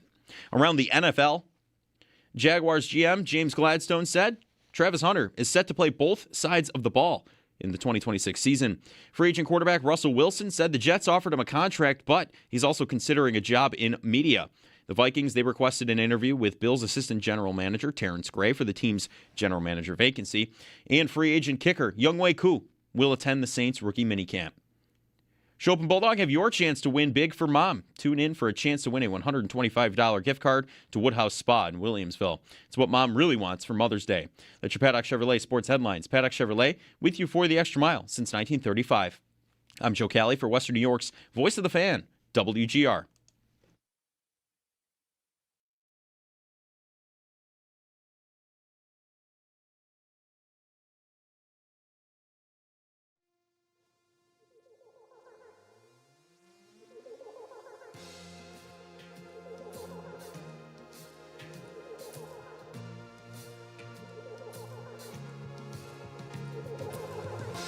Buffalo inside their own zone. The bank pass quickly ahead to Greenway. In the Montreal zone. Fires a shot. Scores! Welcome back to the Greenway of doing things in the playoffs. And the Sabres take a 3-1 lead with 16:28 to go in the second period. Dan Dunleavy on the call. One of the first moments of the game. For the moments in your life, go forth to Firth Jewelers. Sabres get the 4-2 victory. Take a 1-0 series lead. We're going to talk about it with our Sabres beat reporter, Paul Hamilton. Paul, good morning. Happy second round. Hello. How are you? Great, Paul. It was a great night at the arena. It was a good atmosphere and a good win for the Sabres and a much different looking series. Like, we're one game in, and this series, of course, will still, we'll find out what it ultimately becomes. But one game in, I think we're seeing how the series will be different from in terms of skating. I saw Martin St. Louis said about their team they had more room. They're going to have to play better with more room. The Sabres had a lot more rush chances. We're getting a different brand of hockey in this series. Yeah, and, Lindy Ruff said we've got to take some of that room away from them. It was kind of interesting that Marty St. Louis was, for the most part, pretty happy with his team and the way they played, and Lindy Ruff really wasn't all that happy with some of the things he saw out there. He thought there were a lot of things like giving the Montreal Stars too much time and space. Mm-hmm. Even Bo Byram, talking to him after the game, he just kept saying, we were okay, we were fine, but we can be a lot better than that. That wasn't really us out there.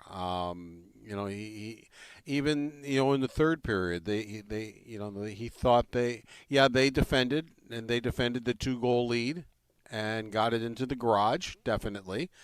But it wasn't the way they normally would defend it. It almost seemed like at times they were a little bit uptight out there, and they only did get the one shot. Now, I will say they had some golden opportunities that didn't hit the net.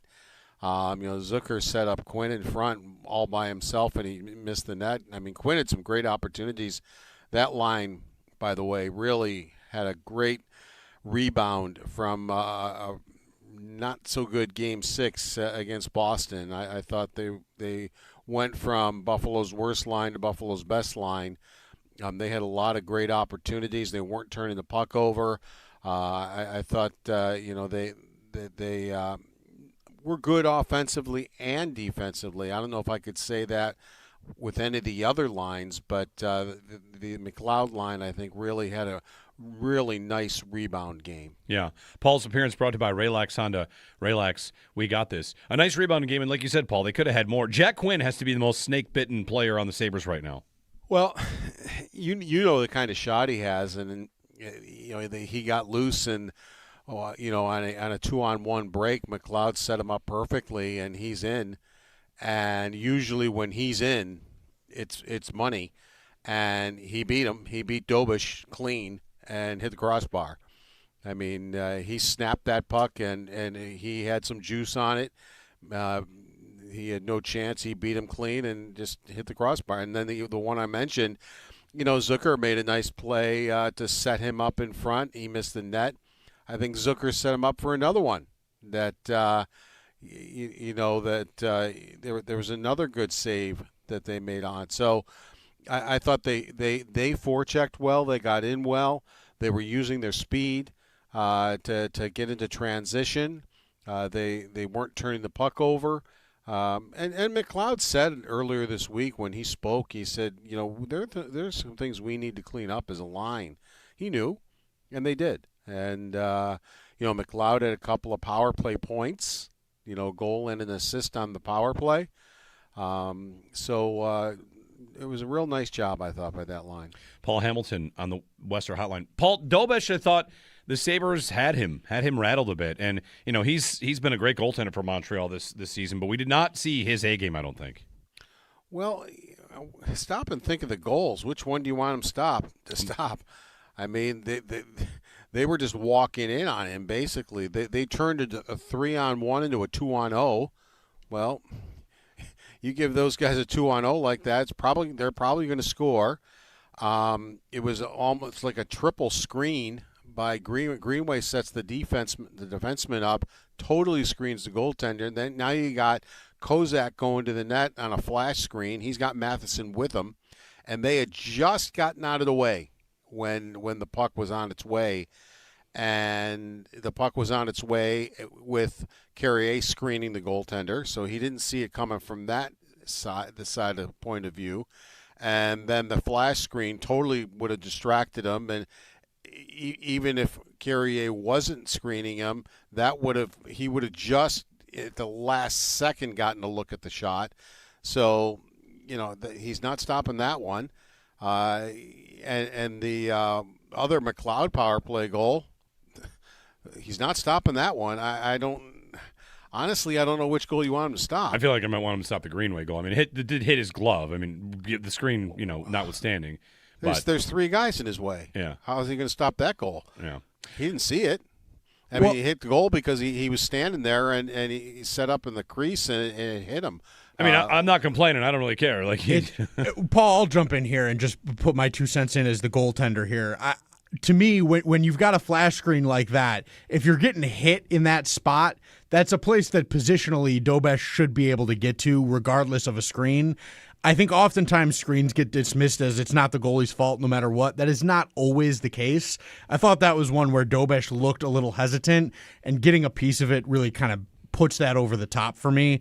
I don't think it's a horrible goal, but it's a low danger shot.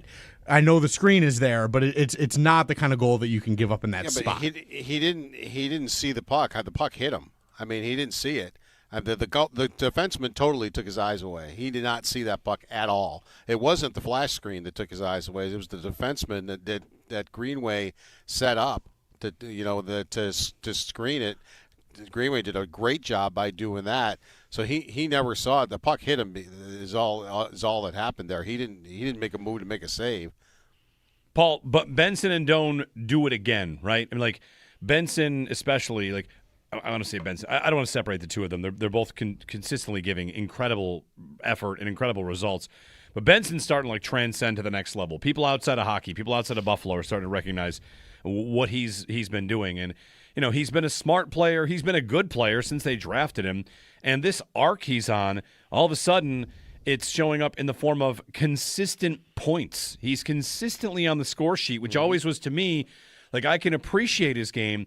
It is taken itself to another level. And he almost scored, set up Doan for a tap in, right when if it was for the penalty that Hudson took, it was 1-0. 15 seconds into the game, because he had Doan across just the same way. They wound up scoring later in the period, and had he not been tripped, I mean, he would have been able to make the pass across, and it would have been a tap-in. But he got tripped, so as he went down, he kind of lost his way as far as the pass went. So that was another opportunity right there where It was good. That's what's called a good penalty, because I think Hudson basically took away the Sabres' chance to get a goal there, and I think they definitely would have. But the power play goal, look at the play Doan makes in front to win the battle, gets it to Benson, who has gotten himself set up, and Benson doesn't waste no time getting it right across to McLeod, who has a tap in for the power play goal. And he really has, I would say, maybe the last 35 games of the season, he put up some pretty respectable numbers. Something like, I looked it up, I think it was something like 26, 27 points in 35 games. For what, if you're getting that out of him, I think you're doing really well. And, here in the playoffs, he's got 5 points in 7 games, which is very respectable. So, at age 20, I think he's finally figuring out what it's going to take to get points in the National Hockey League. Like, I always felt he kind of would, because he's gotten points at every level he's played in. And do I think he's going to be a 30-goal scorer? No, probably not. But I always felt there was more to come offensively, and he would kind of mature into it. Paul Hamilton joining us on the Western Hotline. Sabres take a 1-0 series lead against Montreal. Lindy Ruff said they could be better, and I tend to agree, Paul. I did not think it was their best game, but they played fine. What will you look for out of them in Game 2 to be a little different? Well, take some time and space away from those forwards, the good group of forwards on the top line. St. Louis said they didn't have any room to operate against Tampa at all. He goes, I thought we had room to operate in this game. And he said, I just thought it was much better the way it is. He goes, now we've got to start converting our chances that we get because of it. He liked their first period. He liked that portion of it. As I said, it was kind of weird press conferences because he liked his team's game, and Lindy Ruff, he didn't hate it, but he said they could be a lot better than they were. And I mentioned this earlier. I think Lindy might lean on the opening round series where Game 2 they come in with a 1-0 lead and don't like their game. Like if he's looking to use that, feels like it's a good example to make sure you're trying to get the best out of yourself in Game 2. Yeah, and now this game, Lindy during the week was talking about drawing off the crowd. I thought they did a good job of that in this game. And instead of this being about 70% Montreal crowd, I would say maybe 10 to 15%, and you didn't hear them at all. Yeah, I mean, and I said that yesterday. No matter really how many Montreal fans wound up being in there, I felt the Buffalo fans were going to drown them out the way they've been, in the last 20 games or so here at the arena, and they certainly did. I mean, I didn't hear any Montreal "Go Habs Go" that you usually hear and all that. No, what I heard was Sabres fans singing "Ole Ole Ole" walking out of the arena, which was that nice. I didn't hear. I was in the locker room, so I will take your word for it. But so it was a good job by Sabre fans. And again, maybe 10%, 15% Montreal fans, but they were not a factor at all. Yeah. Finally, Paul, the injury report brought to you by Hamburg Overhead Door. Is your garage door injured? Call the experts at Hamburg Overhead Door to get your door healthy again. Rasmus Dahlin left briefly. Is that the only one to really check in on? Yeah, I know Lindy said he saw him walking around after. He goes, I haven't talked to the doctor, but he goes, I saw him afterwards. He looked fine. But the point is, they could have put him on the ice at the end, and they didn't. I mean, he had walked down the hall to kind of shake it off, came back to the bench, sat down, and they had a timeout, which is when he would have been put on the ice, and he wasn't put on the ice. He sat at the end of the bench and watched the rest of the period. So whatever it was bothering him enough that he couldn't finish the game. He was on the bench cheering on his teammates. So they're not going to practice today. We're going to be down there, of course, but so we can ask how he is. But I would say there is some concern, even though Lindy Ruff said he saw him and he looked fine. Yeah, hopefully it's just how much time was left when that happened? Because could they have kept him on the bench? Just like it's a 2-goal lead, be extra cautious here. The point is he had enough time to walk down the hallway and walk it off, come back up, sit down, then the whistle. Now the timeout, and that's when he would have been put on the ice. The timeout would have been more than enough. It wasn't like he just finished a shift. that he needed a really big break, he would have had it. He wouldn't have been winded at all, as I said, because he had already walked down and was trying to walk it off, and then got to the bench and it sat there for just a little bit before the whistle and the timeout.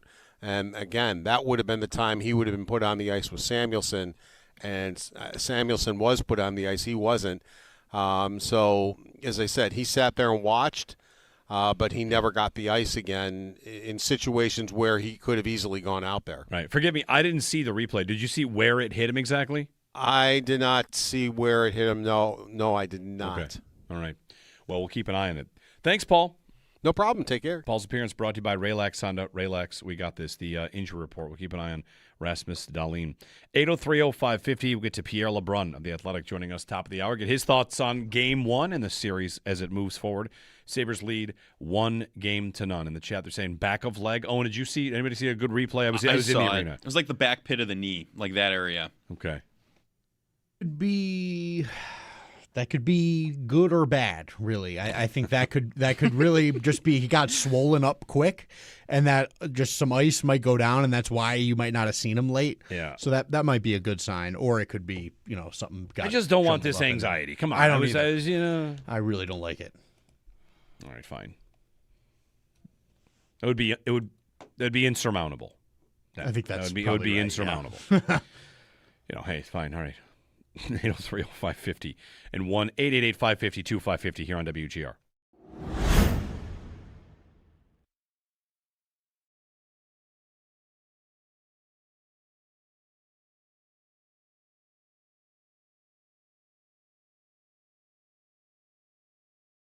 Great one for the Sabres. A win, a 4-2 win, and a game that gives the Sabres the early lead in the series. We're up and talking about it early. Jeremy and Joe.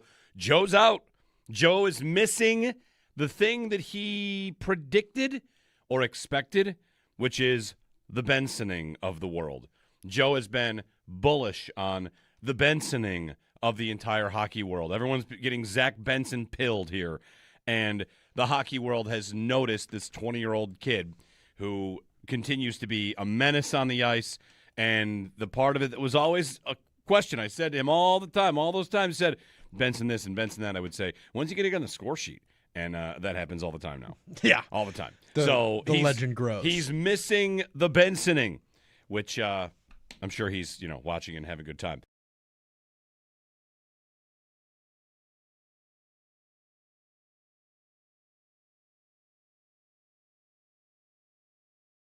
To relive Game 1, a game in which the Sabres, I think, gave Montreal some serious trouble.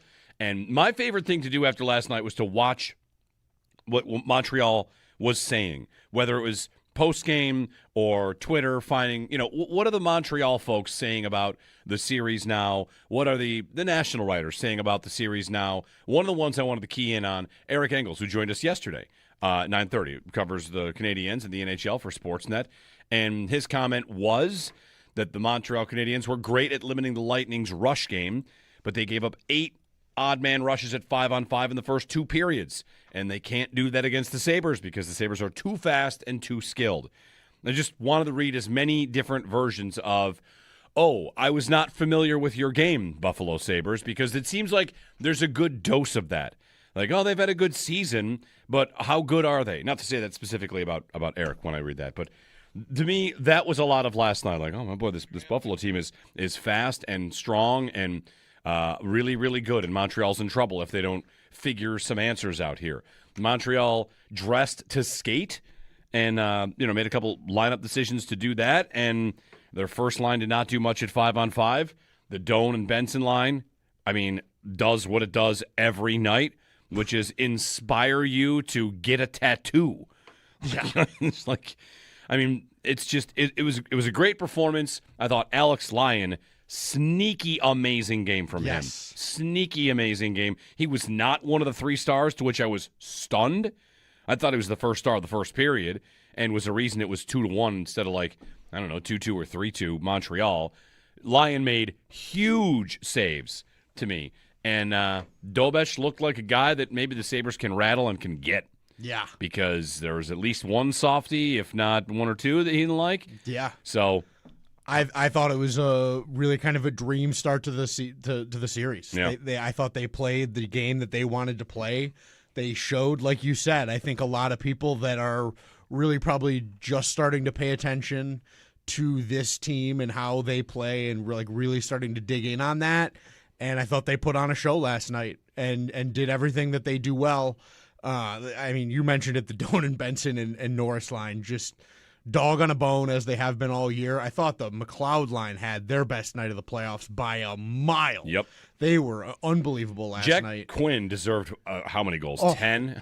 I mean, I think he hit 3 posts. He deserves a goal soon, and I think he will score in this series. I agree, and I think that there's a bunch of guys that looked dangerous last night that didn't score, and that probably bodes pretty well for them. I think it was great.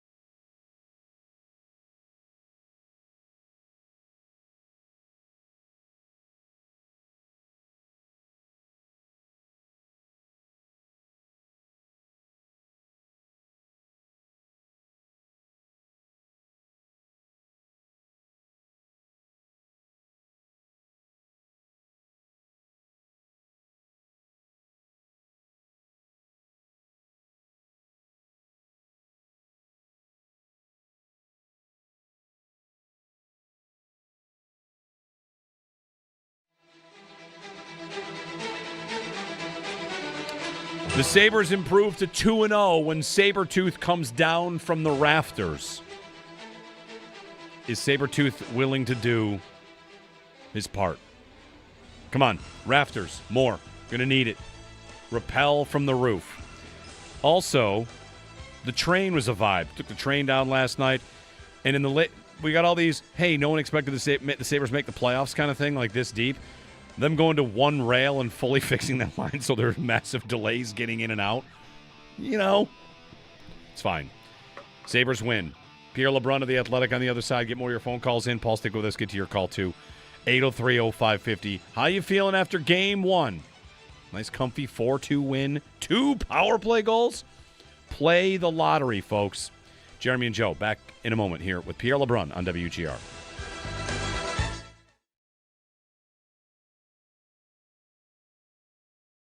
I thought they were, I mean, the Doan goal is the first example.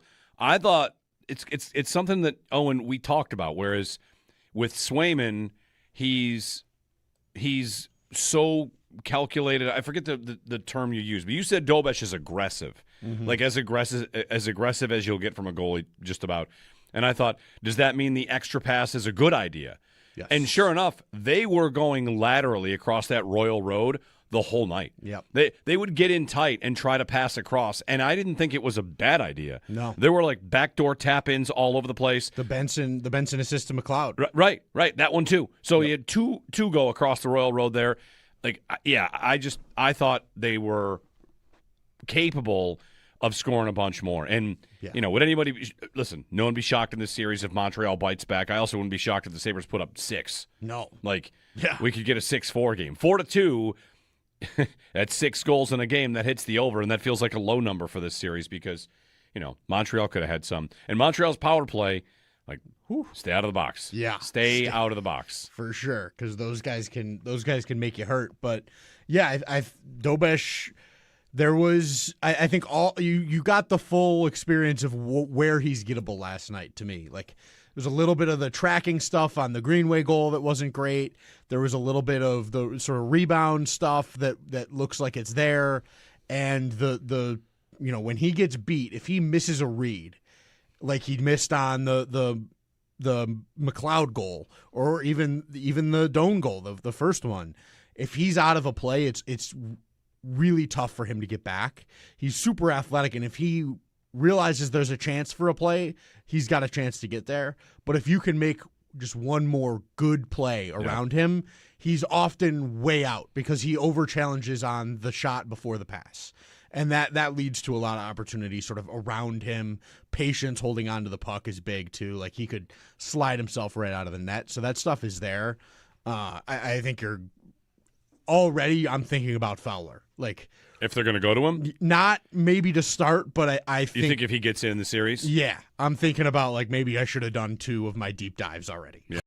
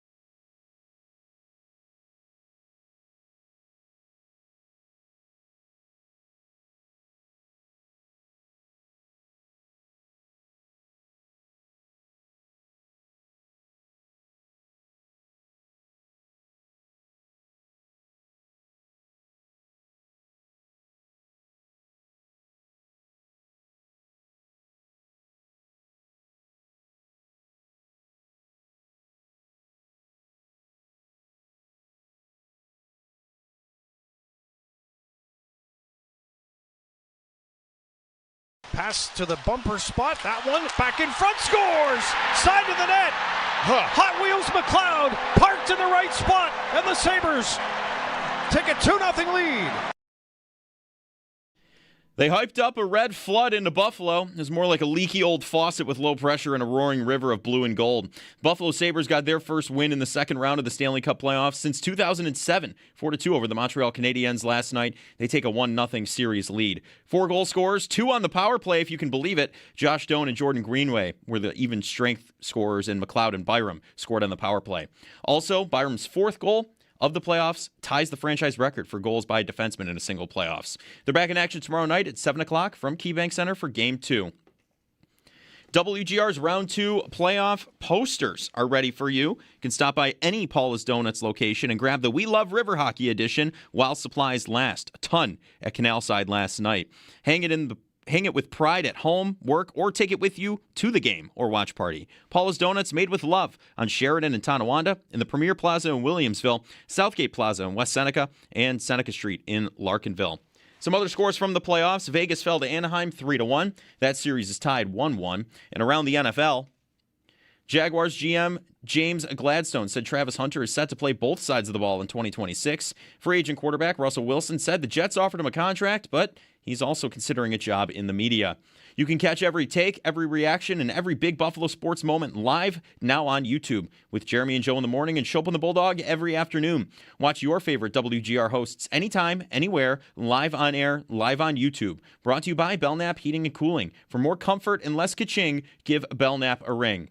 That's your Paddock Chevrolet Sports Update. Paddock Chevrolet with you for the extra mile since 1935. I'm Joe Cali for Western New York's Voice of the Fan, WGR.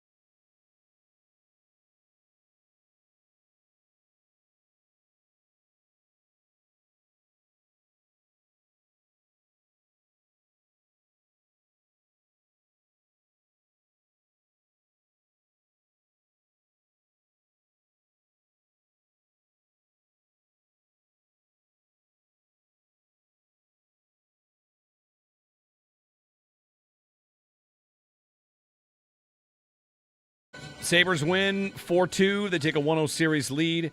We're talking about it with you here on WGR. Game 2 will be tomorrow at KeyBank Center. And joining us on the Western Hotline is insider of TSN, RDS, senior NHL columnist for The Athletic, Pierre LeBrun on the Western Hotline. Pierre, good morning. Welcome back to Buffalo. Yes. Other than the draft and the combine here and there, it's been a while since I've been back for a meaningful game, and I guess that's what happens when you go 14 years without making the playoffs. I'll tell you, the combine and the draft, Pierre, it's like no on ice stuff, and this is the best on ice stuff, right? Playoffs finally back here. It's amazing. Yeah. What an atmosphere in KeyBank Center last night. That was just awesome. I mean, I've tweeted this many times, but and I mean it when I say it. The NHL's a better place, and the Buffalo Sabres are humming along. Well, they're humming. They've been humming most of the year and into the playoffs and into round 2. You know, I'm interested to hear your thoughts, like before the series and what we learned really out of Game 1. The Sabres get a Game 1 victory. Seeing a little bit of reaction that Montreal might have been a little spent from the Tampa series that went 7 games. They haven't been back home yet. So what's your takeaway from Game 1 and what it says about the series to this point? I think we're going to get better hockey than what we got in Game 1. I mean, I could tell even Lindy Ruff felt that there's another level for the Sabres, and I thought it was, the Sabres had to do what they did last night, and they were really impressive in how they closed it out in the third period, which I know they've been something that when he talked about after the game, they've learned to do really since in the second half of the year, and that was the most impressive part of last night for me, was shutting it down because, after Kirby Dach made it 4-2, the Canadians had a number of shifts late in the second where they were pressing, and I remember thinking, boy, if they get one here, this could be interesting in the third, but I'm really impressed the way the Sabres closed it out, which is such an important attribute when you're becoming a Stanley Cup contender.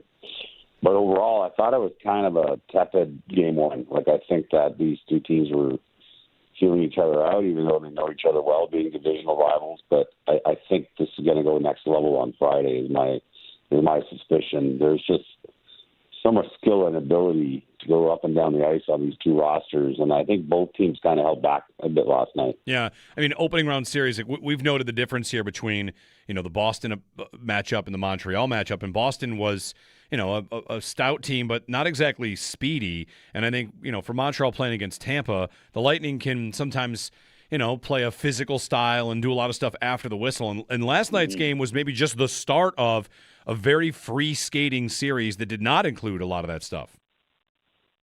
Totally. No, it was really empty of the nonsense after the whistle for the most part. It'll come at some point because these two teams will start to annoy each other. But I think the skating ability of both these teams will be on full display as we go on, and I think it's probably a welcome sight for a lot of the players on both teams. That's the kind of hockey they want to play.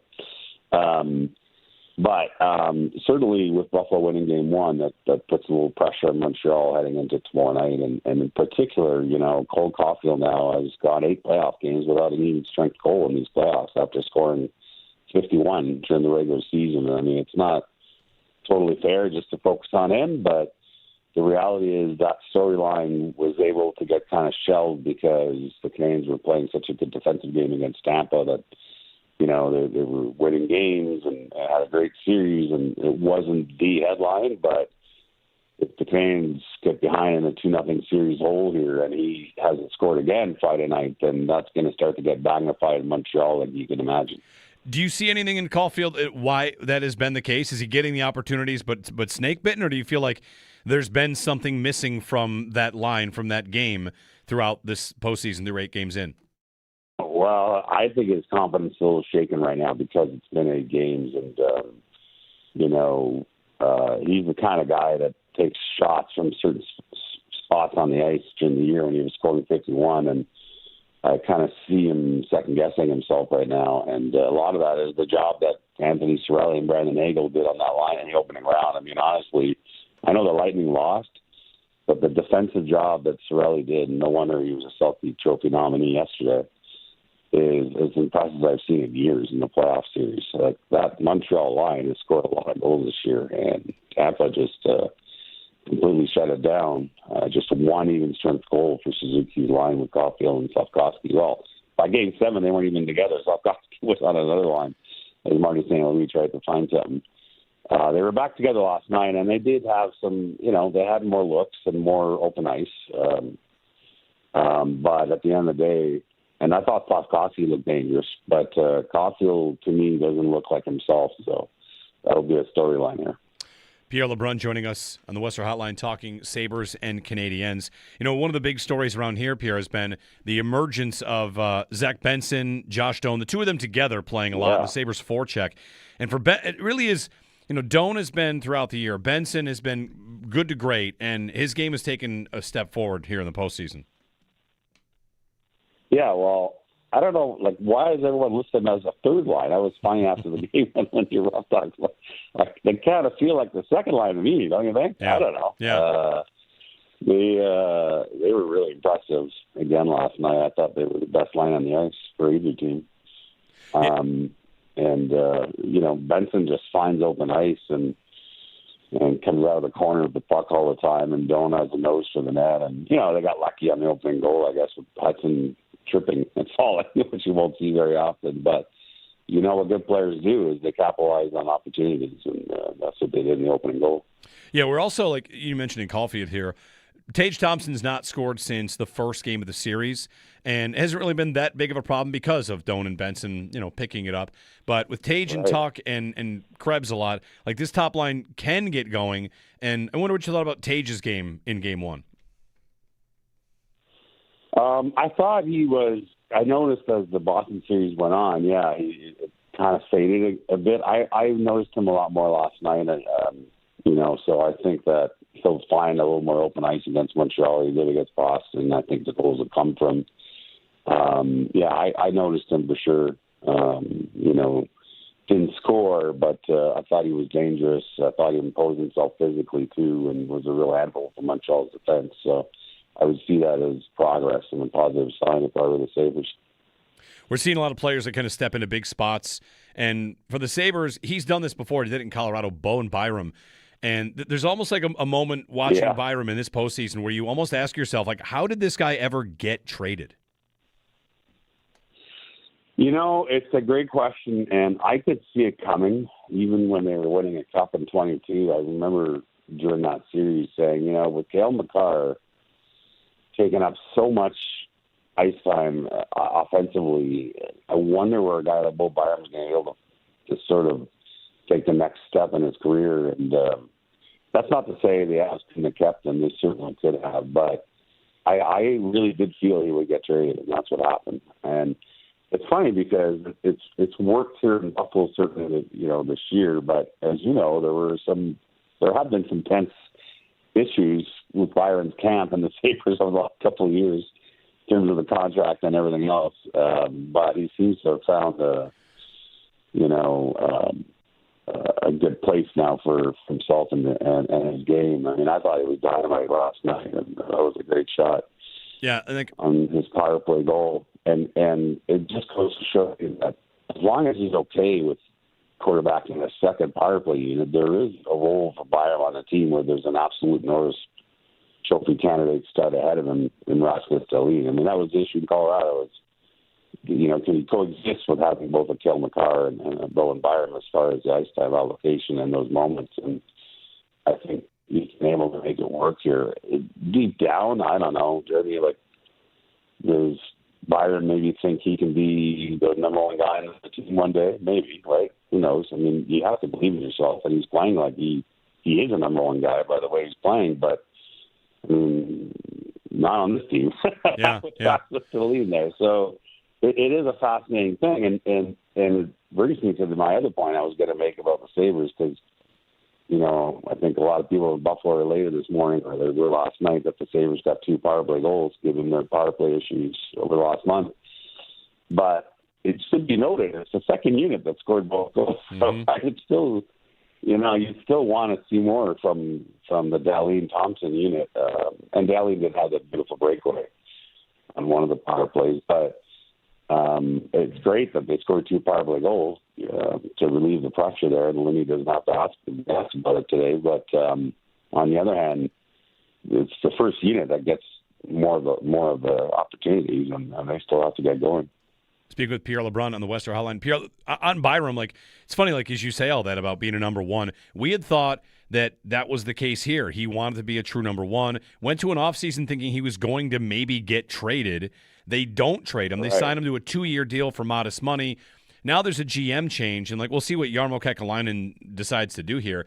And I wonder what you think about that the change. It is, of course, part of what happened this season is the GM change, and then all of a sudden everything changes on the ice. It's not really a typical thing that happens in the NHL. So, what of Kekalainen, how his, leadership could translate on the ice, and really the spot that he finds himself in. He came in as an advisor. All of a sudden, he's the GM of a team that's up 1-0 in the second round, and, he hasn't made monstrous moves. There's been an extension for Josh Doan, some deadline stuff. Where Jarmo finds himself has to be a bit of a thrill for him, I'd imagine. Yeah, well, and it's a pretty unique situation. I've covered the NHL for 31 years, and I don't know that I can think of a close comparable to what happened. A lot of the pieces that are flourishing in the second half of the year, or whenever they started taking up there, were pieces that Kevin Adams put together, right? You have to call it for what it is. On the other hand, and I know Jarmo Kekalainen very well, and covered a lot of his playoff series over the years in Columbus, including the one where they upset 6-2 in Tampa in 2019. I was there.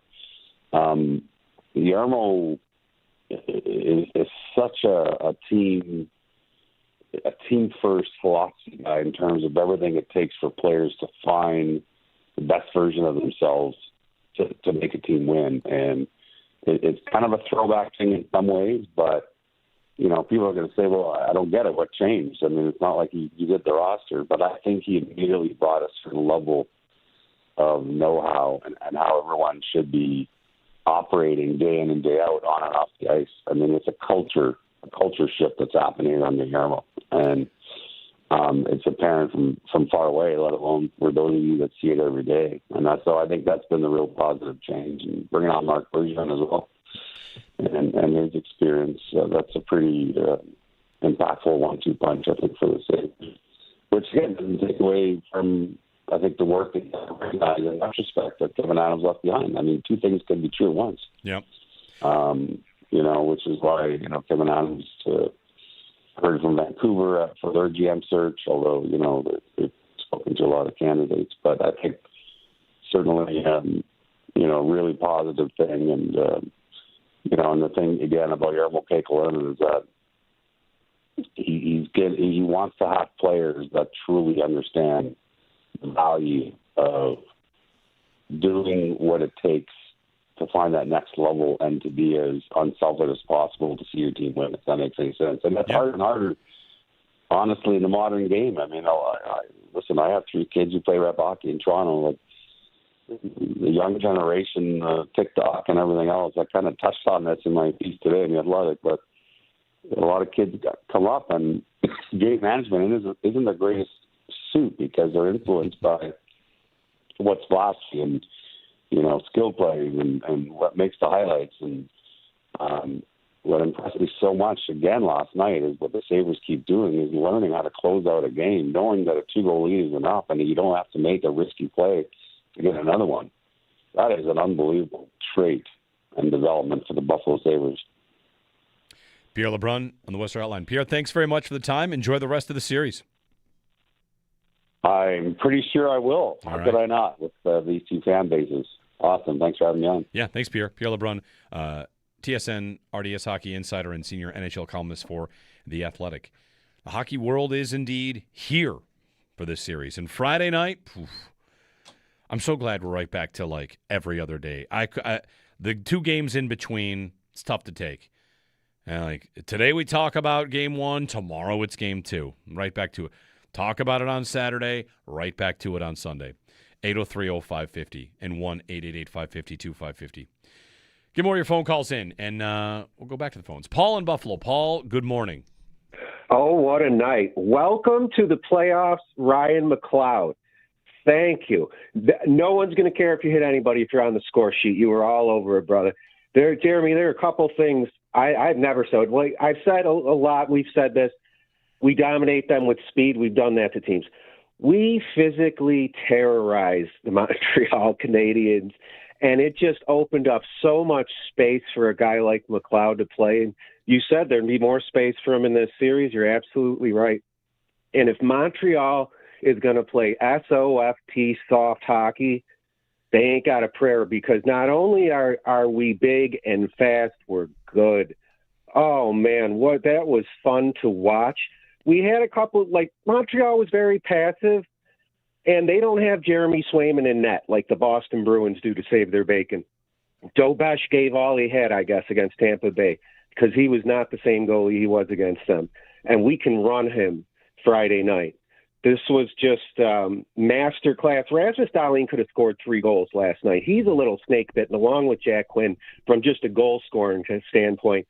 But I think he controls the game. Yeah, 1 bad giveaway in the first period, but other than that, I thought he was brilliant and physical. That was a bogus obstruction call on him. He saw the call was made, so he put a cross-check on that dude. I just love watching his game. He's so heady. Besides being brilliant, he knows how to play the game within the game, like Peyton Krebs, like Zack Benson, Alex Tuck on occasion.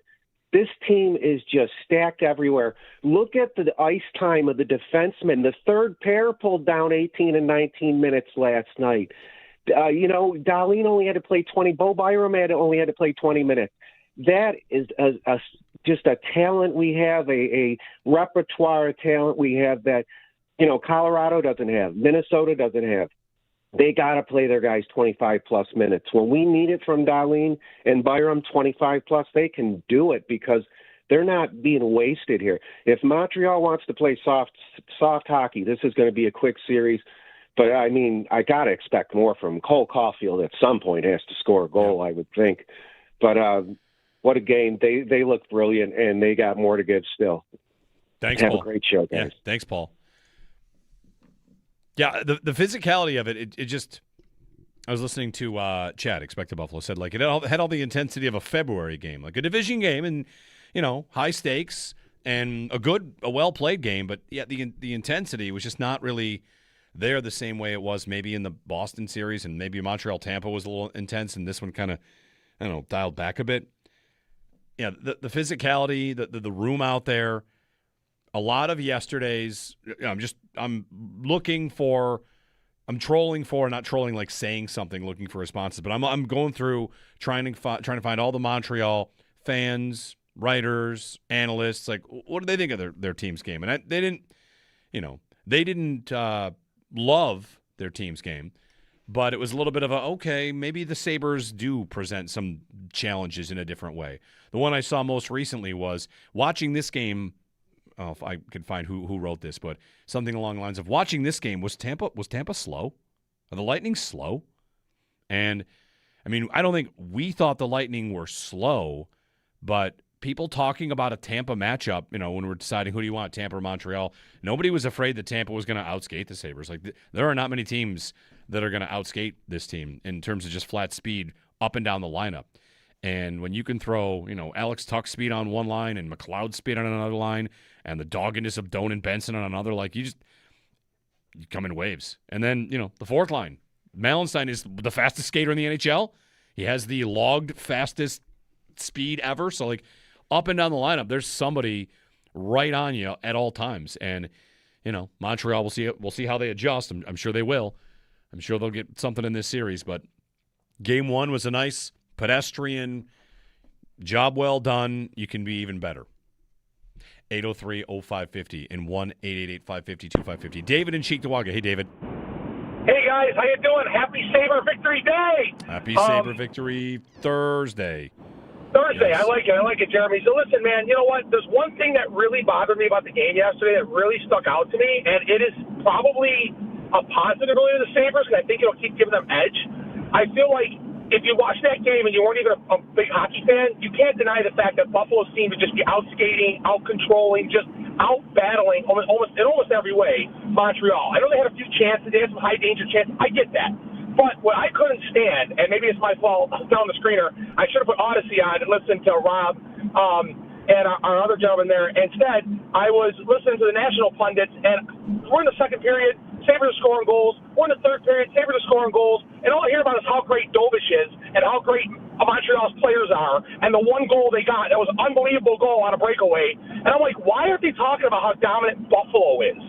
This is so annoying to me that we're just the cute Sabres. They broke their drought. I'm so sick of that pundit. I'm ready for a 4-game or 5-game victory in this series for people to say, holy crap, Buffalo is for real. Yeah. I want them to dominate Montreal in every single game. I don't care if we drop one in Montreal. Let's win it in 4 or 5. Let's change the narrative to, hey, Buffalo's coming to punch you in the mouth. They're huge. They're fast. They're like Chicago when Chicago was on their run. We are going to win, and we don't care what we have to do. We don't care who goes out of the lineup. It's next man up. Buffalo is sick of being the cute little kid in the corner. We're not that anymore. We are ready to take on everybody. I don't care who we play. We are losing. And I'm so sick of no one recognizing that, except for the local guys. Even Paul Bissonnette, he knows. I want to hear his big friggin' mouth to say, I'm a Buffalo 100%, dude. No, he's like, yeah, I'm there. I'm not he's like, it's wishy-washy about jumping on our train, man. Our wagon is rolling. It's a freight train wagon, and it is running over everybody. And I'm ready for this, dude. It's been 15 years. I was in the 99 Cups series as a kid, and the Dallas loss was shattering to me. People think it was bad in 05, 06, 06, 07. 99 was worse. So I'm ready to. I want Carolina next round, and I know we're not there yet, but I'll be at the game tomorrow night, and I cannot wait to unload this enthusiasm, this energy, and just give everything I got. Dobish, I'm sitting behind you, buddy, and we will be yelling your name the whole game. I'm so excited. I'm sorry for being too emotional, guys. I love it. I love it. I love it. Thanks, David. Playoff hockey. He'll be there Friday. Remember what I said? I think Friday's going to be a little more intense. There you go. Exhibit A. Let's go. I think tomorrow will be a little more intense. Holy crap. Than last night was. Now this day in between feels too long. I know. Seriously. I know. I will say to the response, when you are a feel-good story like the Sabres are, breaking their drought. Let's be real. Let's make a comparison. If the Jets made the playoffs this year, the Jets have been a joke of a franchise. They had the New York Jets, longest drought in all of sports. You'd be like, good for them. Good for them. You wouldn't. It'd be impossible not to kind of feel a little bit of that, and they would fight the idea that's just some cute story. The Bills were that when they broke their drought, and then got better, even better. So I tend to agree. There's a little bit of this is a nice story more than this team really could win it. And one spot that I go to for that is Dom Lucian of The Athletic. He's got his updated odds on who could win the Stanley Cup. And before Tampa lost, I kind of had this thought of why does Tampa get, in the East, get 60% of the chance, and the Sabres are at 2. I don't think these teams are that far apart. And then Tampa lost. And the updated odds, like I'll just give it to you here. Like there are 8 teams left. And his chance to win the Stanley Cup, Colorado, 41. Carolina, 30. The Sabres are in third with 7% chance. You know, like he's got his own model. And to me, it's just the nature of you do have a team that's not exactly perfect. They haven't been here 4 or 5 times. You get what you get. The infectious nature of this feeling is that it's year 1. If this were year 5 and they'd gone out in this round every year the last 4 years, like, the Bills had that little wall they hit, the playoffs feel different. Now it's, all right, game 1, congratulations, I've seen it before, you got to go farther. So I think it's just the nature of, like, the infectious first time in a while. We're going to be viewed as cute, fun, feel good. And, as the team keeps stacking wins, I think they'll earn that. If they beat Montreal and come out of the Atlantic as a division champ, and then you're in the Final Four with Carolina, Colorado, and Vegas, if that's what it ends up being, like, I think you get taken seriously as soon as you get there. And, maybe through this series as well. Because beating Montreal, you want to talk about getting credibility? Like, the eyes on this series are the eyes of the insiders in hockey. I know they watch all the games, but, Vegas, Anaheim is not going to do the same numbers that this series is going to do. This is the one to watch. There were the 2 teams, big passionate fan bases, everybody's watching, everybody's keyed in. So if you're mad that they're a feel-good story, I get it. I think it's kind of unavoidable given the road that it's taken to get here. A turnaround in season with very few changes, and all of a sudden I've got household names of guys that are 5'10", that are little scrappy-do bulldogs being compared to Brand Marchand and having Boston crash out. Like, I've got a lot of good storylines, so I don't necessarily want to push those aside. But thanks for the phone call, and bring that energy tomorrow night. Thanks, David. 803-0550. We're wide open for your calls. Wide open. So jump in. 803-0550. Here on WGR.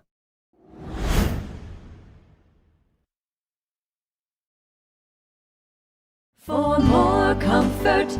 Now's the perfect time to make yourself comfortable with a new electric heating and cooling system from Belknap. In Western New York, summer and winter bring extreme temperature conditions. Make yourself comfortable with Mitsubishi electric heat pumps, designed to keep your home cool in the summer and warm in the winter, no matter how hot or cold it gets outside. Call Belknap today to learn more. I'm Gary Garfel, president of Belknap. We work on your schedule. We don't charge more for weekends and evenings. That's why we say, give Belknap a ring.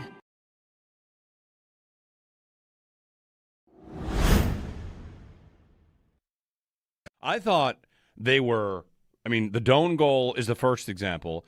I thought it's something that, Owen, we talked about, whereas with Swayman, he's so calculated. I forget the term you used, but you said Dobesh is aggressive. Mm-hmm. Like as aggressive as you'll get from a goalie, just about.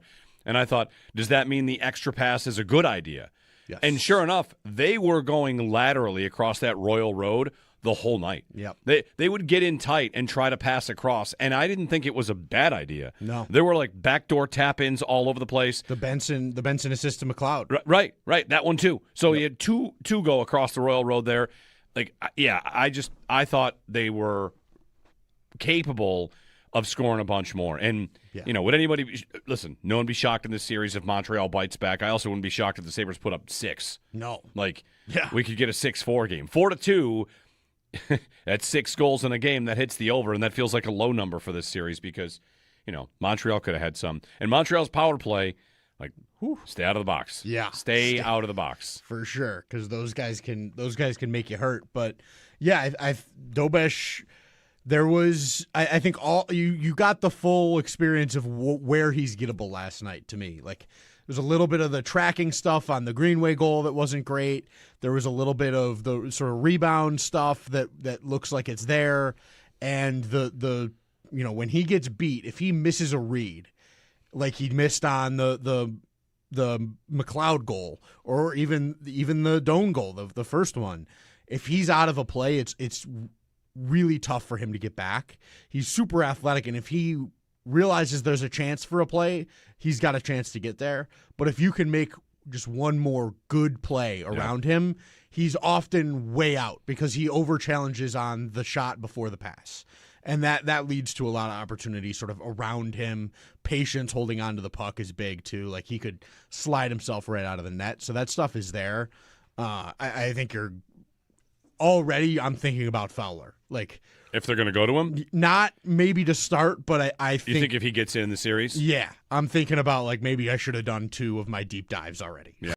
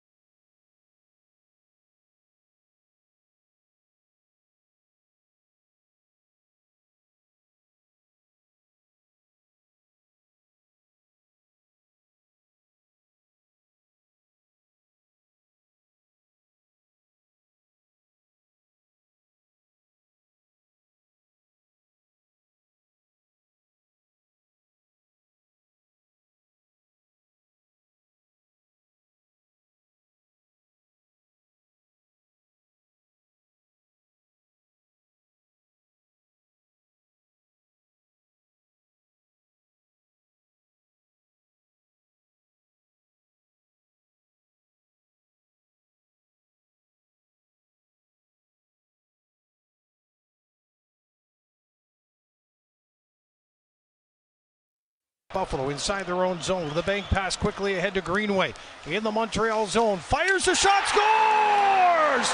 Welcome back to the Greenway of doing things in the playoffs. And the Sabres take a 3-1 lead with 16:28 to go in the second period. There was supposed to be a sea of red. It was more like a puddle next to the raging Blue River. The Buffalo Sabres got their first win in the second round of the Stanley Cup playoffs since 2007, 4-2 over the Montreal Canadiens last night. They take a 1-0 series lead. 4 goal scorers, 2 of them on the power play, if you could believe it. Josh Doan and Jordan Greenway were the even-strength scorers, and McLeod and Byram scored on the power play.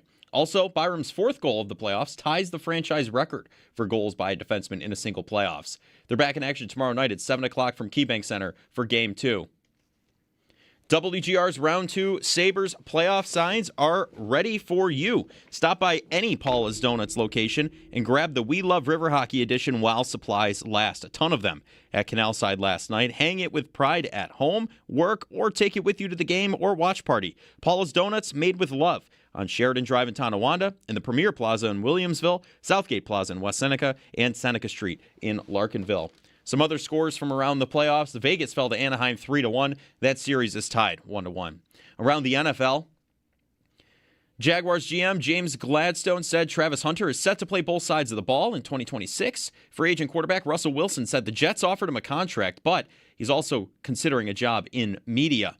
The Vikings, they requested an interview with the Bills' assistant general manager Terrence Gray for the team's general manager vacancy. And free agent kicker Younghoe Koo will attend the Saints rookie minicamp. Catch every take, every reaction, and every big Buffalo sports moment live, now on YouTube with Jeremy and Joe in the morning and Shope and the Bulldog every afternoon. Watch your favorite WGR hosts anytime, anywhere, live on air, live on YouTube. Brought to you by Belknap Heating and Cooling. For more comfort and less ka-ching, give Belknap a ring. That's your Paddock Chevrolet Sports Headlines. Paddock Chevrolet, with you for the extra mile since 1935. I'm Joe Cali for Western New York's Voice of the Fan, WGR.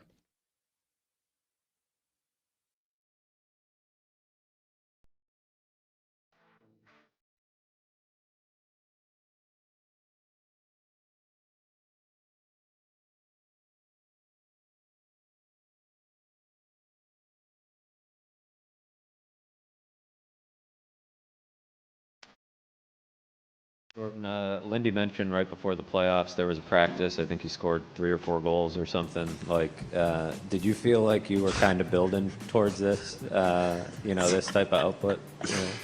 I scored 3 goals in practice. That's what you said. That's the craziest thing. Did I see this coming?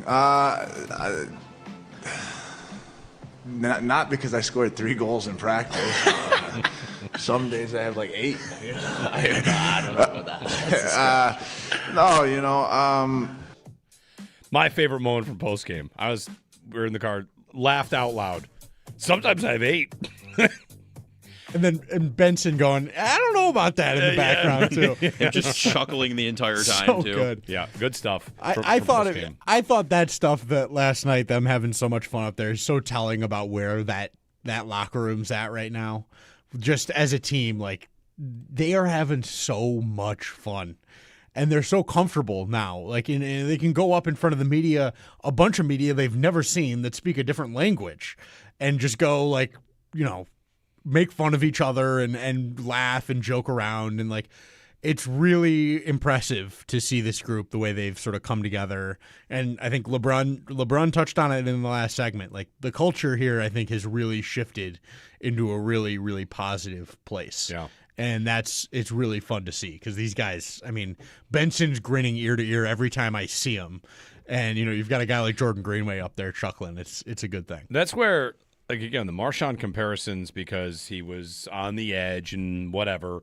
Marchand is a little ball of hate, and that is not what Zack Benson is. Yeah. He is, I still like Scrappy Doo. It's like the best. My favorite nickname for him. But Matt Beauvais has just pointed out something I forgot about, and of WKBW Channel 7 in Buffalo, Matt Beauvais, you know him. Everybody knows Matt. Everybody knows Matt. He pointed out that he talked to Zack Benson about his Spotify playlist. Benson has a playlist on Spotify called Songs That Are Pretty Beautiful. Yeah. And you can subscribe to it. Oh, my gosh. So, go ahead. Find it. It's Zack Benson on Spotify, Beautiful Songs 2.0. And you can hit his playlist today. He's so funny. 803-0550 and 1-888-550-2550. This kid, like... It's a real thing. It's transcending everything right now. He's 20 years old. Like, what's he going to look like in 5-6 years? Like, just what a career he's already had. It's when they drafted him and he made the team.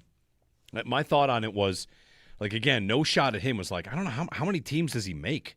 That this team had a spot for this kid to make it, but the way he plays, every GM and every coach has pretty much loved the game the whole way through. He's another guy that got drafted late, probably because he's small. That's it. Like, the game is better than where he was drafted, but he was small. And I'll just, like, there's just a play last night where he's super aggressive, going to the blue paint, and not that he's going to be afraid of it from any team, but Montreal does not appear to be a team that's going to be intimidating anybody in that department. No, I don't think he's a guy that you worry about that happening to really against anybody. Yeah. They could be playing the Broad Street Bullies, and I think he'd play the same way. He's punching last round, Peek in the face, and like he's going after Zadorov, and like, whoa, dude. Shout out to one Montreal fan. Maybe you saw this, maybe not. We got some performative. Listen, the hockey theatrics outside the arena. I think we're in the golden age of hockey theatrics. It's a real. The Blade Gang has done a really good job to get this started. Last night there was a rogue rival Montreal Blade Gang, maybe like 2 people, and one guy in Blades had a Montreal jersey and removed it to reveal a Sabres jersey. Did you see this clip? Yes. Everyone cheers for a moment. Like, oh, wow, okay. Was this some sort of joke? And on the back of the jersey, it said, Habs in 4. $200 jersey gone down right, the toilet. which means your jersey's already gone, ruined. Yeah. Habs in 4. Good one. He should frame that one. Put it up in his basement. Good one. I was going to tweet an anti-Blade Gang whatever about them, but then I saw there were kids involved with the Montreal one, and I was like, I can't. That's, it's a tough scene. Little guys in there. Yeah, human shield situation. Yeah, We're scared of the well Buffalo Blade Gang. Let's take these little kids so we don't get That's our irresponsible from the Montreal faces fans. caved in. Mm-hmm. I liked the afternoon, and yesterday, Brad Wright or Tim Graham, their conversation they had was what Montreal jersey should go on the dummy that you're going to beat up. Like against Boston, it's Cam Neely. Right. Against Montreal, whose jersey should go on the dummy? Because the Sabres and Canadiens, they go way back, but it's been a while since they've kicked anything up like this. Right. So I thought it was a fun conversation they had. It is. That's fun.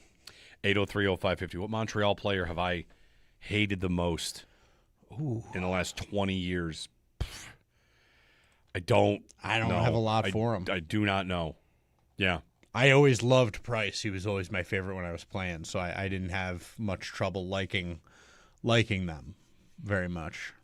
Yeah, and they had that year where they had Yaroslav Halak and they knocked off the top seed Caps. He stole that series. Yeah, it was him and Price. I think it was Price's rookie year. We haven't had much of Montreal being good/dominant in the last 20 years. They did make the Cup final in one of those COVID years, right? Yeah, lost on the back of Price. Lost to Tampa. Unbelievable. And speaking of controversial things, so the Niagara Falls lit up blue and gold on one side and red, white, and blue on the other. And somebody pointed out to me that when Montreal made the Cup final that year, that the CN Tower lit up Canadiens colors. Ooh. Which right. Oh, you did. Man. You did what? That's what? Feels risky. Are you kidding? Yeah. That's wild. Not a good idea. No. That seems like a very bad idea. Brendan in Buffalo. Hey, Brendan, good morning. Hey, guys. I've been loving the way the Sabres are playing. Lifelong Sabre fan. I played hockey my whole life. Dad, brother, same. This team's got chemistry. Our Achilles heel is this power play entry. This power play entry is so bad.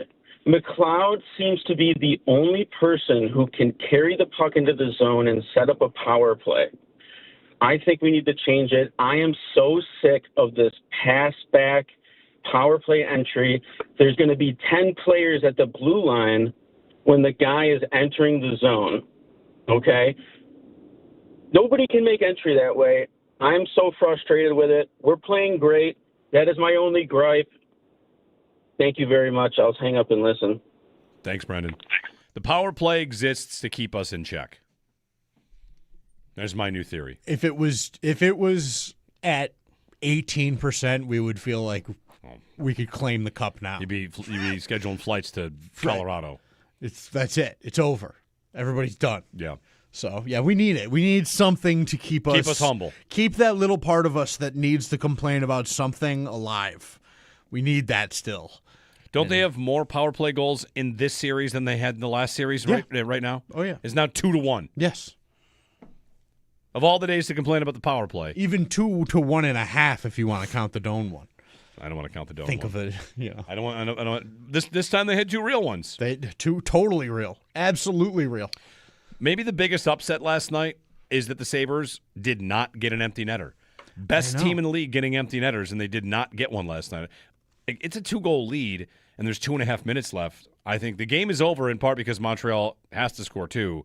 And they have to score 2 before the Sabres get 1 in the empty net, and they've been, whether it's the speed of the forwards, how they play like dogs, they always get empty netters. I mean, did Krebs lead the league in empty netters this year? He was the empty net specialist for this team. Yeah, he was great. And they had more empty netters than any team in the league. All right, 803-0550. Rob, Matt, Brian, stick with us. Get to your call on the other side and keep rolling here. Sabres win. Very exciting. Tonight, Carolina and Philadelphia. The Hurricanes look to go up 3-0. I think we root for the Flyers just so Carolina doesn't get a potential week-long bye. So go Philly tonight if you want to do that. I think I'll do that. Why not? Yeah. 803-0550 to join us on WGR.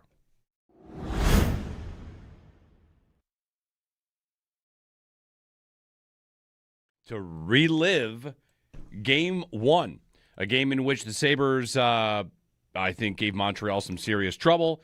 And my favorite thing to do after last night was to watch what Montreal was saying, whether it was post-game or Twitter, finding, what are the Montreal folks saying about the series now? What are the national writers saying about the series now? One of the ones I wanted to key in on, Eric Engels, who joined us yesterday, 9:30, covers the Canadiens and the NHL for Sportsnet, and his comment was that the Montreal Canadiens were great at limiting the Lightning's rush game, but they gave up 8 odd man rushes at 5-on-5 in the first 2 periods, and they can't do that against the Sabres because the Sabres are too fast and too skilled. I just wanted to read as many different versions of, I was not familiar with your game, Buffalo Sabres, because it seems like there's a good dose of that. Like, they've had a good season, but how good are they? Not to say that specifically about Eric when I read that, but to me, that was a lot of last night. Like, oh my boy, this Buffalo team is fast and strong and really, really good, and Montreal's in trouble if they don't figure some answers out here. Montreal dressed to skate and made a couple lineup decisions to do that, and their first line did not do much at 5-on-5. The Doan and Benson line, does what it does every night, which is inspire you to get a tattoo. Yeah. It's like, it's just it was a great performance. I thought Alex Lyon, sneaky amazing game from him. Sneaky amazing game. He was not one of the 3 stars, to which I was stunned. I thought he was the first star of the first period, and was the reason it was 2-1 instead of 2-2 or 3-2 Montreal. Lyon made huge saves to me, and Dobesh looked like a guy that maybe the Sabres can rattle and can get. Yeah. Because there was at least one softie, if not 1 or 2, that he didn't like. Yeah. So I thought it was a really kind of a dream start to the series. Yeah. I thought they played the game that they wanted to play. They showed, like you said, I think a lot of people that are really probably just starting to pay attention to this team and how they play and really starting to dig in on that. And I thought they put on a show last night and did everything that they do well. You mentioned it, the Doan and Benson and Norris line, just dog on a bone as they have been all year. I thought the McLeod line had their best night of the playoffs by a mile. Yep. They were unbelievable last night. Quinn deserved how many goals? 10? I think he hit 3 posts. He deserves a goal soon, and I think he will score in this series. I agree, and I think that there's a bunch of guys that looked dangerous last night that didn't score, and that probably bodes pretty well for them. I think it was great.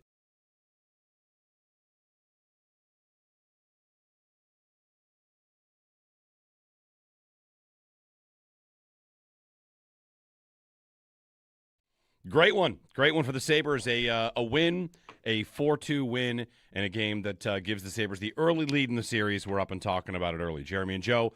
Joe's out. Joe is missing the thing that he predicted or expected, which is the Bensoning of the world.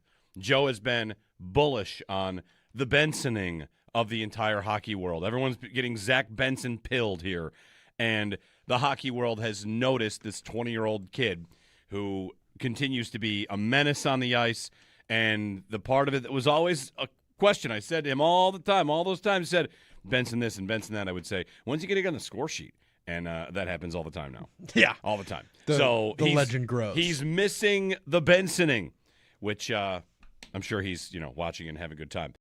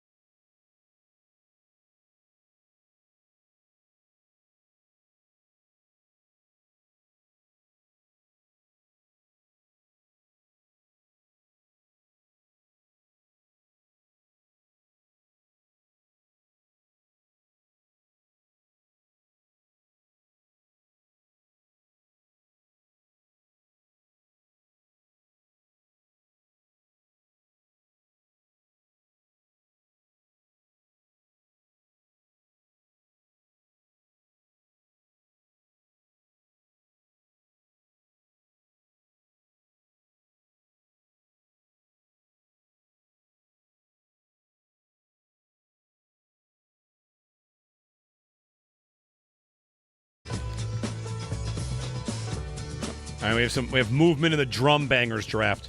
Reached out to Sneaky Joe. He's not here. He's out on leave. And I said, you want to make a move on your roster? We're sitting here talking drum banger draft. Bill Fichtner banged the drum. We did not have him on a roster. Listen, we're taking stock in the situation. We are internally investigating our own processes to see how this could have been an oversight where Bill Fichtner was not on a roster. An internal audit is being yes. completed. Joe is going to make a move. Sneaky Joe. He's dropping Ryan Whitney. He has Brad May, Thurman Thomas, Johnny Resnick, Spencer Brown. He's dropping Ryan Whitney, and he's adding – there's a loose Sabres connection, but I think I like it. Okay. Ooh.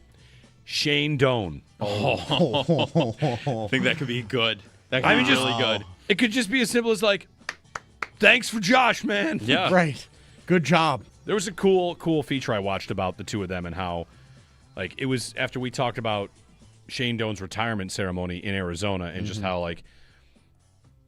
Josh and talking about watching his dad play, and I think was it Marty talking about it or something? When your dad's an NHL player, the challenge that brings, you're carrying that name around. Anyway, he's picking up Shane Doan, putting him on his roster. All right. For the drum bangers. We Respect. get another drum banger tomorrow night. Anybody else want to make a move while we're out here? I think I'm pretty happy with my team, to be honest with you. Yeah, I'm all right now. That might change, though. I'm going to think about this because I've been brainstorming a name more than anything. Let me tell you, a good pick here, but I think he took himself off the board. Brian Giunta is available, but he captained both teams. Right. And last night on Sportsnet, he said he's just hoping for a good series. Yeah, that so was... all right, you can't bang the drum. Nope. Yeah, you don't get to bang the drum if you're hoping for a good series, dude. If he banged that drum, he would be an enemy of the state up there in Montreal. 100%. Yeah. So, no Brian Giunta. Just because, he could do it. But if he doesn't want to take a side, I understand. I get it. You can't bang the drum if you're not going to pick a side. Anyway, no more moves in the drum banger draft. We're all comfortable? Mm-hmm. Okay. I'm down at these games. People are asking me about the drum banger draft more than anything else. I'm getting asked about it, too. Yeah. All right. The score is still 2 for Joe, Callie, 1 for me. No other scores on the board yet. Not yet. All right. Not yet. We're going to get there. We'll get there. We'll get some more in. 803-0550, open for your phone calls. Also, on Thursdays, we do Shots of Audio. We'll deliver some good stuff from around the NHL, around the sports world. It's coming up. Shots of Audio next with your phone calls as well here on WGR.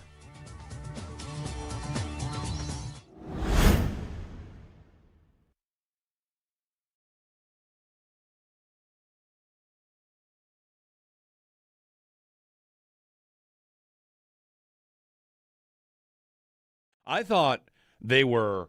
The Doan goal is the first example. I thought it's something that Owen we talked about. Whereas with Swayman, he's so calculated. I forget the term you used, but you said Dobesh is aggressive, as aggressive as you'll get from a goalie, just about. And I thought, does that mean the extra pass is a good idea? Yes. And sure enough, they were going laterally across that Royal Road the whole night. Yep. They would get in tight and try to pass across, and I didn't think it was a bad idea. No. There were backdoor tap-ins all over the place. The Benson assist to McLeod. Right. That one too. So he had two go across the Royal Road there. I thought they were capable of scoring a bunch more. And, would anybody – listen, no one be shocked in this series if Montreal bites back. I also wouldn't be shocked if the Sabres put up 6. No. We could get a 6-4 game. 4-2 – at 6 goals in a game, that hits the over, and that feels like a low number for this series because, Montreal could have had some. And Montreal's power play, stay out of the box. Yeah. Stay out of the box. For sure, because those guys can make you hurt. But, yeah, Dobesh, there was, I think you got the full experience of where he's gettable last night to me. There's a little bit of the tracking stuff on the Greenway goal that wasn't great. There was a little bit of the sort of rebound stuff that looks like it's there. And the when he gets beat, if he misses a read, like he missed on the McLeod goal or even the Doan goal, the first one, if he's out of a play, it's really tough for him to get back. He's super athletic, and if he realizes there's a chance for a play, he's got a chance to get there. But if you can make just one more good play around him, he's often way out because he over challenges on the shot before the pass. And that leads to a lot of opportunity sort of around him. Patience holding on to the puck is big too. Like he could slide himself right out of the net. So that stuff is there. I think I'm thinking about Fowler. Like if they're going to go to him? Not maybe to start, but I think... You think if he gets in the series? Yeah. I'm thinking about like maybe I should have done 2 of my deep dives already. Yeah.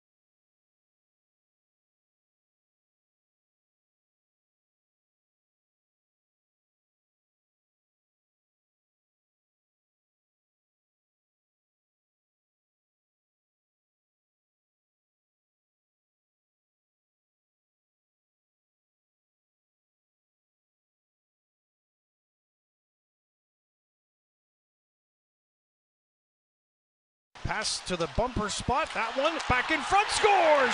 Side of the net. Hot Wheels McLeod parked in the right spot, and the Sabres take a 2-0 lead. They hyped up a red flood into Buffalo. It was more like a leaky old faucet with low pressure and a roaring river of blue and gold. The Buffalo Sabres got their first win in the second round of the Stanley Cup playoffs since 2007. 4-2 over the Montreal Canadiens last night. They take a 1-0 series lead. 4 goal scorers, 2 on the power play, if you could believe it. Josh Doan and Jordan Greenway were the even-strength scorers, and McLeod and Byram scored on the power play. Also, Byram's 4th goal of the playoffs ties the franchise record for goals by a defenseman in a single playoffs. They're back in action tomorrow night at 7 o'clock from KeyBank Center for Game 2. WGR's Round 2 Sabres playoff posters are ready for you. You can stop by any Paula's Donuts location and grab the We Love River Hockey edition while supplies last. Hang it with pride at home, work, or take it with you to the game or watch party. Saw a ton at Canalside last night. Paula's Donuts made with love on Sheridan and Tonawanda, in the Premier Plaza in Williamsville, Southgate Plaza in West Seneca, and Seneca Street in Larkinville. Some other scores from the NHL playoffs. Vegas fell to Anaheim 3-1 last night. That series is tied 1-1. And around the NFL, Jaguars GM James Gladstone said Travis Hunter set to play both sides of the ball in 2026. Free agent quarterback Russell Wilson said the Jets did offer him a contract, but he's also considering a job in media. The Vikings, they requested an interview with Bills assistant general manager Terrence Gray for the team's general manager vacancy. And free agent kicker Younghoe Koo will attend the Saints rookie minicamp. Catch every take, every reaction, and every big Buffalo sports moment live now on YouTube with Jeremy and Joe in the morning and Chopin the Bulldog every afternoon. Watch your favorite WGR hosts anytime, anywhere, live on air, live on YouTube. Brought to you by Belknap Heating and Cooling. For more comfort and less ka-ching, give Belknap a ring. That's your Paddock Chevrolet Sports Update. Paddock Chevrolet with you for the extra mile since 1935. I'm Joe Cali for Western New York's Voice of the Fan, WGR.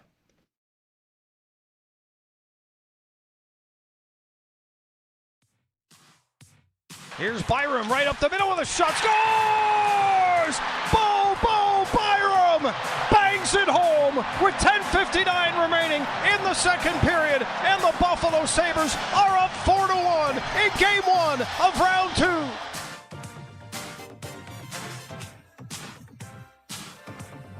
Bobo. Hey, everybody. Happy Victory Thursday. I did offer yesterday, would you take the Stanley Cup if it was you never had summer? We won't have to make a choice for a while because it's not going to be above like 63 for like 10 days. Anyway, high of 52 today, maybe some rain, but the sun is shining on us. Sabres win Game 1. We'll take your calls, 803-0550, 1-888-550-2550.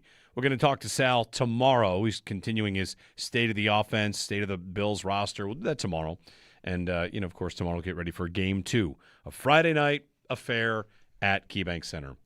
Bulldog was tweeting last night about, like, the TNT, the audio, and how loud it sounded or didn't sound. And that's one thing about, like, you're always kind of trusting the atmosphere of these games. Like, what is it like if you're watching on television? You're at the mercy of the microphones they decide to place, where they place them, what level they put them at. But anyway, I thought it was a great atmosphere, and the number of Montreal fans I would expect to grow tomorrow. Maybe tomorrow they actually do hit 10 to 15%. That number's been thrown around a little bit today. I don't think it was that much. Like, if it's 10%, that means 1 out of every 10 people you see there is in a Montreal jersey. And I think it's 1 in 20, if that. I know that it can look like a lot of people when there's 7 in a row in one spot, but just did not strike me as that many. I would have expected a lot more. And in any regular season game, you would have had a lot more. The ticket price thing is also interesting. For this game tomorrow night, if you were paying $400, $500, $600 in round 1, that number's come down. And for tomorrow night's Game 2, you can get in. Your get-in price right now is a little lower. And it looks pretty big. Now that I'm looking at it again, it's updated. $382 for the cheapest on the site that I'm at now. 1,200 tickets available. We'll see. But we'll see. I think a lot of people took a loss, bought tickets, and did not move them, and maybe went to the game. Hopefully had a good time. I went last minute. My wife and I went last minute. Very much a YOLO. I was set up from the start. I was doomed from the start. Oh, we're just going to go down there. We're just going to go down there. Oh, and everyone's down here. All our trap. Yeah, all our friends are here. Like, oh, maybe I'll just open up the app and see what the prices are. Oh, that's not that bad. Then you realize you're only a couple hundred yards away from the actual thing. And it's we could just go in. Why don't we just go in? So we did. Worth it. Good choice. Yeah, good choice. Good choice. She was at Game 5, so she was also feeling like a jinx, and we removed that. Nice also, to get that off there. Important superstition development. I did not wear 06 Tallinder. Okay. Which it was 3-0 in the opening round. Instead, I went with the rookie year Grigorenko, which now has a 1-0 mark on it. I have now 2 jerseys I can lean to if we need to, if I'm desperate. Tallinder's 3-0. Grigorenko is now 1-0. Love it that you were able to get that in a pretty in as low leverage a spot as you could. Game 1. Let's see if I can get another name on the board here. My connection was he played in the queue, so let's see if I can. Okay, it's good. Yeah, he played more games in the queue than maybe for the Sabres. I think that's possible. Maybe. Anyway, you can bank that up now though when you need it most. It is funny how when you decided to wear a jersey, you're kind of deciding, am I making a statement at all when I do this? Does this say anything about me? I saw somebody in like a Cale Clegg warm-up jersey at the arena last night. Yeah. Whoa. Or some Cale Clegg jersey. Yikes. I took a picture of it. I couldn't see the front, so I don't even know what it was. Like a black jersey that said Cale Clegg. That's a deep pull. That is impressive stuff. Rob in Hamburg. Hey, Rob. Hey, guys. First off, I got to say, Owen, I'm the guy who sent you those songs on your trip, but I love your goalie breakdowns on Twitter. They're amazing. Next, Barnaby's got to be the guy to beat the drum. I know we're not playing on Mother's Day at home, but his Mother's Day story is amazing. I don't know if you've heard him explain about what his family did to him on that day. No, I don't think I have. So he got his mom a suite for Mother's Day, and she brought in some of her other family members. Yeah. And they charged up like a $10,000 bill, and he had to pay for it. Other than that, oh, shit. Nope. Sorry. Sorry, Rob. He stumbled. Puck rolled off his stick at the last moment. We had to go. Call tomorrow, Rob. 803-0550 and 1-888-550-2550. Joe Kelly did say after the fact he wanted to make a drum banger move. I do. What do you want to do here? I'm gonna. This might be even crazier in your brain than Wolf Blitzer. There we go. I'm excited for this. So I saw a clip in the last little while of Jim Carrey talking about, oh my God, Bruce Almighty. The Sabres won the Stanley Cup, and he used to come to Fantasy Island, which is on Grand Island where I'm from, and I mean, it used to be that. But I think I'm gonna drop. Alex Tuck. I just don't think that's going to happen. Yeah. This is the good.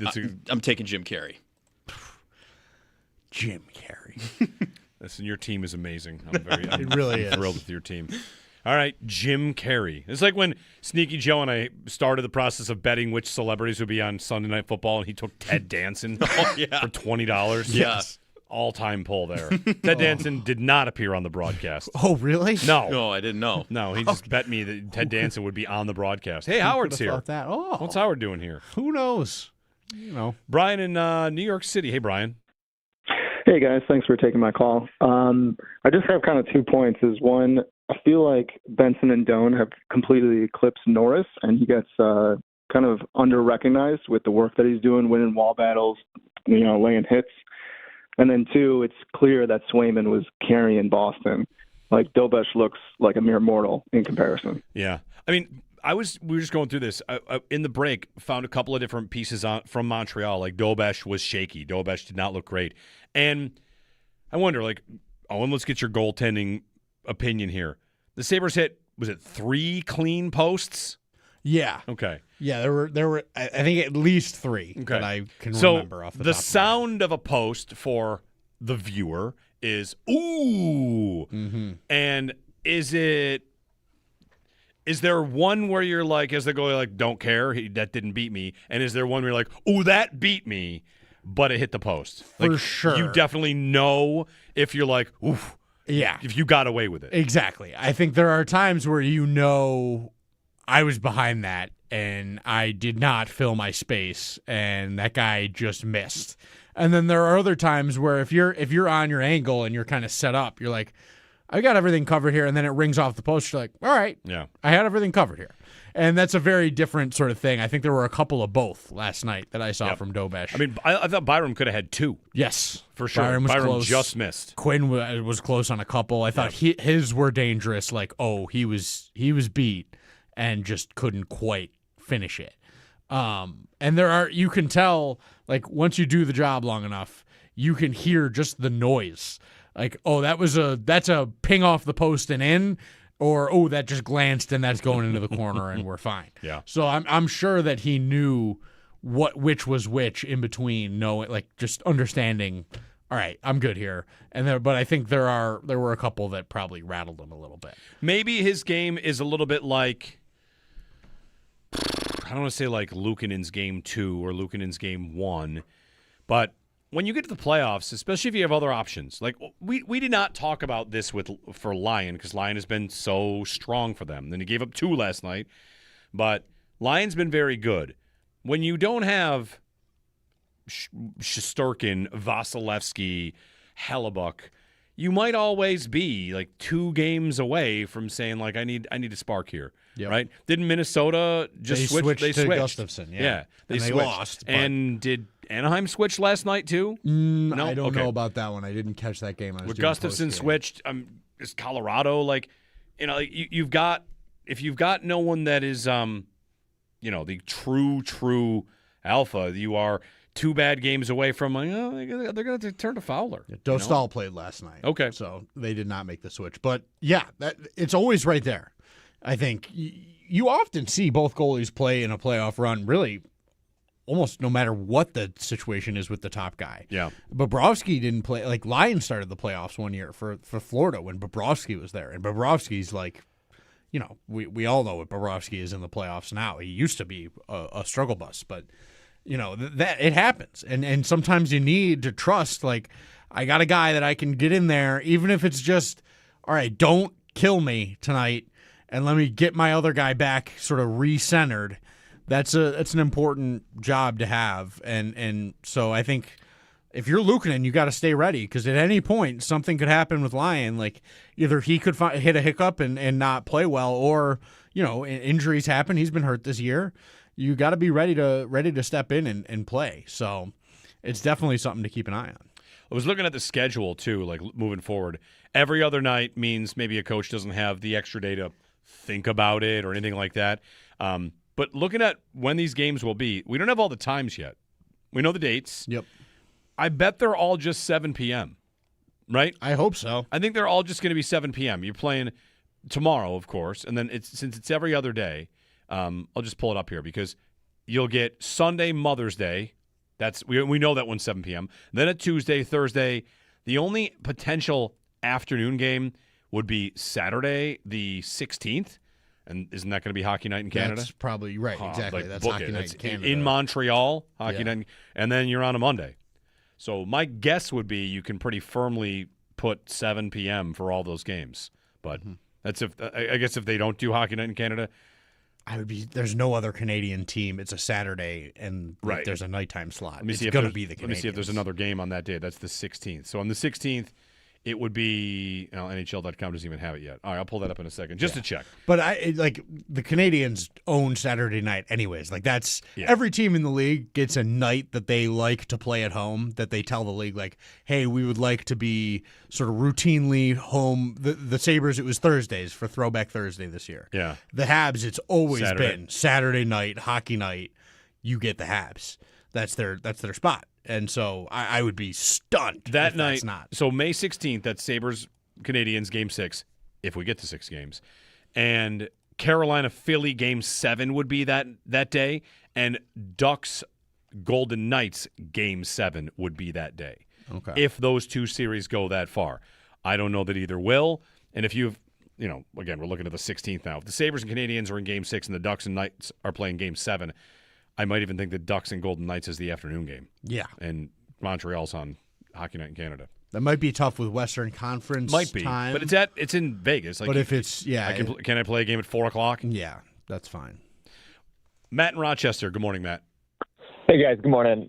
Just a quick thing real first. Over here in Rochester, we just recently picked up WGR in the morning and throughout the day, and it's been an awesome change, and appreciate listening to you guys. Yeah, thanks for listening. Versus the kind of national talking heads that just are no fun. But full transparency here, jumping in as an absolute bandwagon Sabres fan here, a massive Bills fan, but just didn't really grow up on hockey. So full bandwagon send here for me and loving every bit of it. But help me out. It's not an X's and O's question. It's just an ignorant new hockey fan question. Talk to me about this schedule, because I was talking to my buddies about it. I don't understand how the two Eastern Conference series are so out of sync. Like you guys were sort of alluding to before a previous break, if the Sabres go 7, right, they will get a 4-day rest before the Eastern Conference Finals. If the Carolina series is a sweep, they get 13 days, which is wild. And I think, there's some might argue with, they might not be sharp, right? But, I mean, you guys are obviously hockey heads. The best thing at this point in the year has got to be fresh legs, right? Yeah, the thing why does it work this way? I mean, television is a big part of it, I'd imagine. The league could, not start the second round until the first round ended. But the problem, I guess, with that is that maybe you have days without hockey and they just want to get things going and take their chances that things catch up. Right. Carolina having 2 weeks in between. That would be absurd. It'd be a long break. That would be a thing that could push the league to be like, all right, this maybe shouldn't be happening, because that's an absurd advantage. Listen, I know you'd be happy to have 2 weeks off to get healthy. I would be really worried about game intensity in game 1 after 13 days off. Playoff intensity in practices for 2 weeks. Agreed, but I think the benefit of it's playoff hockey, if every single guy has a bump or a bruise, and if you get 2 weeks, 80% of your guys to just completely drop that, I think you take being rusty for a period and a half in game 1 and run. if you've got that ability to get healthy and rest and truly, like, it's also an advantage for pre-scout. Like, okay, we get now 2 weeks to look at what the Sabres do instead of 4 days. And, like, there are coaches that are already doing that in advance, but there's too much to worry about with the series you're currently playing to have everybody fully focused on the next opponent. I mean, here's the thing. Like, so the Eastern Conference Finals, we know the date they start. We know they start May 22nd. Is that right? I'd not seen that. They're to be determined. Like, I've not seen any sort of, like, conference final scheduled. I haven't seen that set in stone, so maybe I'm missing that. I haven't seen a date for that yet, but I think at the very least I have seen in the past the Stanley Cup final date set. We have the final day of the finals is set. That we do know. Okay. Yes. So because of that, you would think that they would have the rest of it sort of laid out then. So maybe they do have it somewhere. We just haven't seen it yet. Well, what I want to get to here, maybe this is silly. I mean, the Sabres won a game, but the Stanley Cup final schedule, the last day it could be is June 19th. That we do know, right? And if I build it backwards from there, like when the games will be, they probably don't know, right? Because you have to find what buildings you're going to be in. What buildings are you in? What's the travel situation? Because if you've got Anaheim versus Buffalo, that's like a huge trip versus, a Buffalo Minnesota series would be a lot easier let's travel. What if the Sabres sweep? They win the series on May 12th, and if Carolina sweeps, they're already going to be through. They play Game 3 tonight, and I think they play Game 2. Friday. No, sorry, Saturday. So if I've got both those teams through, do they wait 5 days, 6 days? Are we gonna have a bye week? I shouldn't get ahead of myself. I don't want to go ahead and predict a Sabres sweep, but I don't know how the schedule, the fluidity of it comes together. It's there's probably a lot of moving parts in terms of like, well, we got to figure out TV and whatever. There's a lot to it, but it does feel like if you're giving any one team an advantage of a week more rest, that's tough. That is absurd, and especially if it's 10 days like that. That is something that an opposing organization, if they end up losing that series, will go to the league and be like, "Hey, this cannot happen because you guys just like ended our season, basically." And we'll say it's because of this. Any team that loses will, if that's their scenario, would be like, "Well, listen, they got 2 weeks and we got a couple of days." Like, obviously, we were in a tough spot. 803-0550 to Clarence. Dominic is up. Hey, Dominic, good morning. Good morning, gentlemen. Just want to say love your show. Thank you. I'm a basketball guy. I'm an NBA college basketball guy. So this time of year, the Knicks are in it. I love the NBA playoffs. But ever since the Sabres are in it now, I've been watching both. So I have like multiple TVs set up in my living room now. But the Sabres, every game, it looks like they're just playing with more speed and more urgency, and they are fun to watch. So it was the first time, like, full watcher of an NHL game. I do find it really, really fun because they're winning. The fans look like they're having a great time, and the Knicks are winning too, so that's good. Also, you guys gave me great refuge this morning because I'm a Steelers fan, and they just reported that Rodgers is signing this weekend, so I'm going to go jump off a cliff and then call you guys back on Monday. Dominic, real quick, did you see the clip from the Knicks game? Was it last night with Timothy Chalamet? I did. Yeah, that was awesome. He's got Knicks fever. Yep. Thanks, Dominic. Yeah, if you didn't see this, it's pretty cool. Did you see the Timothy Chalamet thing? So they put on the Jumbotron at Madison Square Garden, like the scene from Dune, where he's getting everybody to stand up and say blah blah blah, and it says they put on the screen like "Let's go Knicks," and they cut to Timothy Chalamet who stands up. That's pretty. It's pretty cool. That's awesome. It's pretty funny. I did see it now that you say it, and they were like translating it. Yeah. It was really. That's fun. I love that. I thought the Dune movies rocked. I thought they were great. They're awesome. I thought they rocked. Don't get me started. We'll do an hour of Dune radio. I thought it was great. I'm the idiot. I didn't even know there was going to be a third one. I thought they were just doing two. Yeah. Oh yeah. Yeah. I'll go see There's that. a lot of books. Let me tell you. Oh, that I know. I read a bunch of them. For sure. Yeah. That I know. You follow the guy on Instagram that's like, I read all the Dune books, so you don't have to. And then he'll start to explain something to you. I have seen that guy. I've seen that guy. 803-0550. We owe you shots of audio. We'll do that next segment. We're a little short on time here. A little short on time. 803-0550 to join us. Nice win. Nice win. Feels good to be up 1-0, right? Yeah. It's a proper start. Yeah. It's a par on the first hole. Right. You know? It's or go out even there. Yeah, exactly. You're like, all right, puts you in a relaxed state. I said last night I thought it was really big for their sort of trust in the way they play. That they beat Boston, who's a very different team than this, playing their style, doing what they do well, blah blah blah, like all of it. So they got confidence from that. You head into a new series against what I believe is a much better opponent in Montreal, and you walk into game one and you're like, all right, I mean, we got Boston, but there's always going to be that part of you, new team. Who are we going to be able to do this against these guys? And you get out there and you're up 2-0. Boom. All right, we're good. Yeah. And then you just go on, comfortable game, clean third period where you do sort of have a lockdown mode on display that's like, all right, we got that in the bank too. We know we can do that against this team that's got all this firepower. You get a couple of good kills. I know they gave up one power play goal, but you get a couple of good kills in there. And like everything kind of, you got a taste of everything you want to see in a series and go, all right, we can do everything we need to do here. Let's roll. And you're up 1-0 in the series, and you got to win one less game than the other team does. That's huge. I predict I will be doing some walk outside pacing when Montreal is on the power play later in the series. Oh yeah, I'm gonna leave the room. I had to do that when we were at our draft party for Game 3 against Boston. I walked outside. Walked outside, yeah. And this Montreal power play is gonna get. It's gonna make me walk outside. Yeah. I know it. It's a solid game. I will not watch.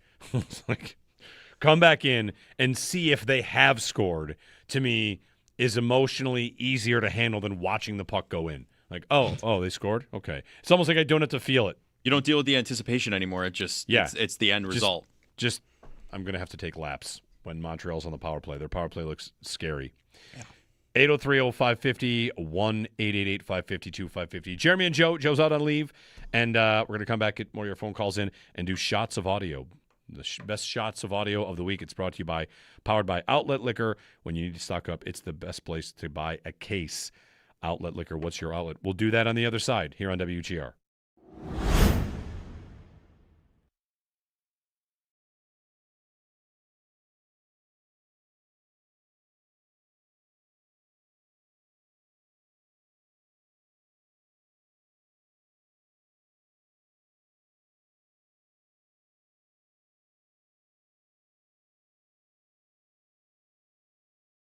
I thought they were.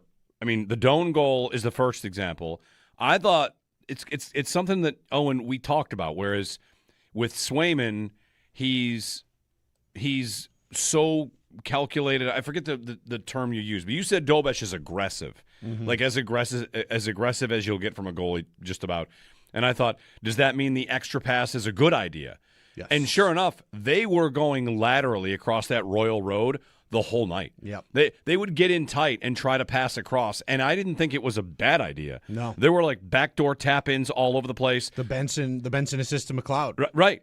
That one too. So he had two go across the Royal Road there. Like, yeah, I thought they were capable of scoring a bunch more. And, would anybody listen, no one be shocked in this series if Montreal bites back. I also wouldn't be shocked if the Sabres put up 6. No. Like, we could get a 6-4 game. 4-2, that's 6 goals in a game. That hits the over, and that feels like a low number for this series because, Montreal could have had some. And Montreal's power play, like, stay out of the box. Yeah. Stay out of the box. For sure, because those guys can make you hurt. But, yeah, Dobesh, there was, I think all you got the full experience of where he's gettable last night to me. Like, there's a little bit of the tracking stuff on the Greenway goal that wasn't great. There was a little bit of the sort of rebound stuff that looks like it's there. And the when he gets beat, if he misses a read, like he missed on the McLeod goal or even the Doan goal, the first one, if he's out of a play, it's really tough for him to get back. He's super athletic, and if he realizes there's a chance for a play, he's got a chance to get there. But if you can make just one more good play around him, he's often way out because he over challenges on the shot before the pass. And that leads to a lot of opportunities sort of around him. Patience holding on to the puck is big too. Like he could slide himself right out of the net. So that stuff is there. I think I'm thinking about Fowler. Like if they're going to go to him? Not maybe to start, but I think... You think if he gets in the series? Yeah. I'm thinking about like maybe I should have done 2 of my deep dives already. Yeah.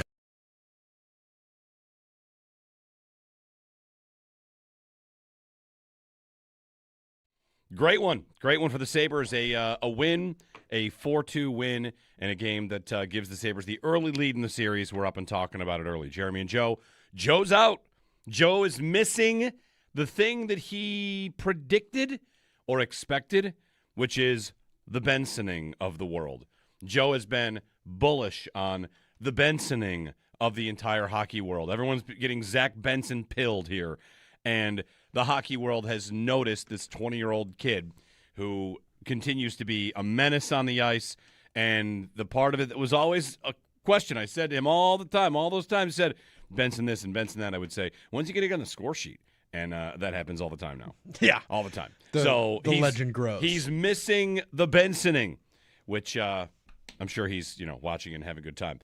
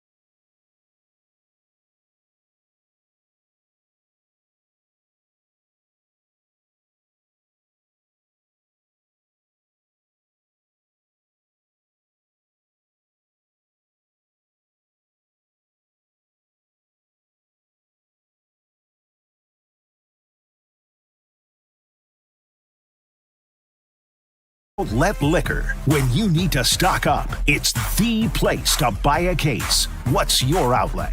All right, we're turning things over to Joe Cali here. We didn't name our drum banger rosters yet. We're still going to do that, right? We didn't. I might have to. I've got to think of some things now because of the change on the roster. It might have an influence on it. Oh, yeah. You're going to name your team after a player? No, after Jim Carrey. Maybe. Might have to figure that out. Jim Carrey, not the hockey player, not the former Vezina or just Calder. Vezina. Maybe. I think he won a Vezina. Might have with the Caps. I think so. All right, shots of audio. Sound from around the sports world, including a stop in Buffalo. All right, we're going to have a little You got one. Oh. We got one from us. We've got a couple. We've got a couple. Let's have it. Shots of Audio, powered by Outlet Liquor. When you need to stock up, it's the best place to buy a case. I'll admit, the first one is not. It's a step away from the sports, but it's a fun story. Like how we had the grandma playing video games. I figure we start on this note and then dive back into the sports realm. So a scheme, you've heard about these schemes, people stealing money from businesses and stuff. This is quite an interesting one. Chick-fil-A worker got busted for stealing more than $80,000 from the fast food chain, and he allegedly did it with a mac and cheese fraud scheme. According to police, Keyshawn Jones rang up some 800 orders, then he refunded them to his own credit cards. Jones was caught on surveillance camera trying to rake in the cheddar, but in the end, guess what? He got served up nothing but charges. Cheddar and charges. Listen, rake in the cheddar is a good one. That is Yes. good. Yes. All right. Scheming by stealing mac and cheese. And then refunding it to your own stuff. The newscast is partially what got it in here. The raking in the cheddar. Raking in the cheddar. Yeah. I wonder how many people would choose just give me $80,000 worth of mac and cheese, or Man, give me that would last a $80,000. long time. Yeah. Yes, it Put that in the long freezer. time. How many freezers? Yeah. A lot of freezers. Lots of freezers. Yeah. So mac and cheese scandal to start things off. We dive back into the sports world now, though. This is from the last series, but playing the Canadiens, Slafkovsky had some interesting comments after a game in the last series when asked about taking hits. I know that fans were sort of wondering. You had that fight early on in the series. You got that big hit. Like, literally, with your head, how things are. Well, I think I'm good, I can't really get much dumber. Pretty straight to the point. All right. Hockey players, the best. Yeah. It's the best. Can't get much dumber. Mm-hmm. No, probably not. No, but he laid a hit last night. I forget who he got. Slafkovsky? He tagged somebody. Yeah, Slafkovsky, and it was like, whoa. That was, and it didn't look like he was moving very fast, but he's so big. Right. He's so heavy. Just a lot of impact force. Just real mean. Apparently pretty dense. So up next, the OHL Colts. Oh, and do you know the Colts? Yes, the Barry Colts. Barry Colts. Aaron Ekblad. Barry Aaron Colts. Ekblad, yes. I don't know who else. I know I went to see Ekblad play for Barry. Let's see. Let me More Barry Colts alumni. Mike Weber. Okay. What about the Barry Colts? Andrei Svechnikov. So the Barry Colts head coach Dylan Smoskowitz is how I'm going. Yeah. This little mini controversy bubbled up. Yeah. Yes. Let's get into this in a minute. This is just a few seconds of a few questions, not all of it, but the gist is here. Words probably escape you after that one. Maybe you can try your best. No one cares. Work harder. Okay, Sean. Big moment for you. A goal tonight. Hostile environment. What can you say about the way your goaltender played in that one? No one cares. Work harder. Losing 6-1 and what you're feeling now? Yeah, that's a good question. No one cares. Work harder. The most Belichick of all press conferences could possibly be. My favorite was the end. He's like, yeah, good question. Nobody cares. Work harder. That 100% has the energy of a Jory Jordan interview from Shoresy. Oh, Yes. 100%. Yes. The Barry Colts have since explained what happened, and the explanation is okay.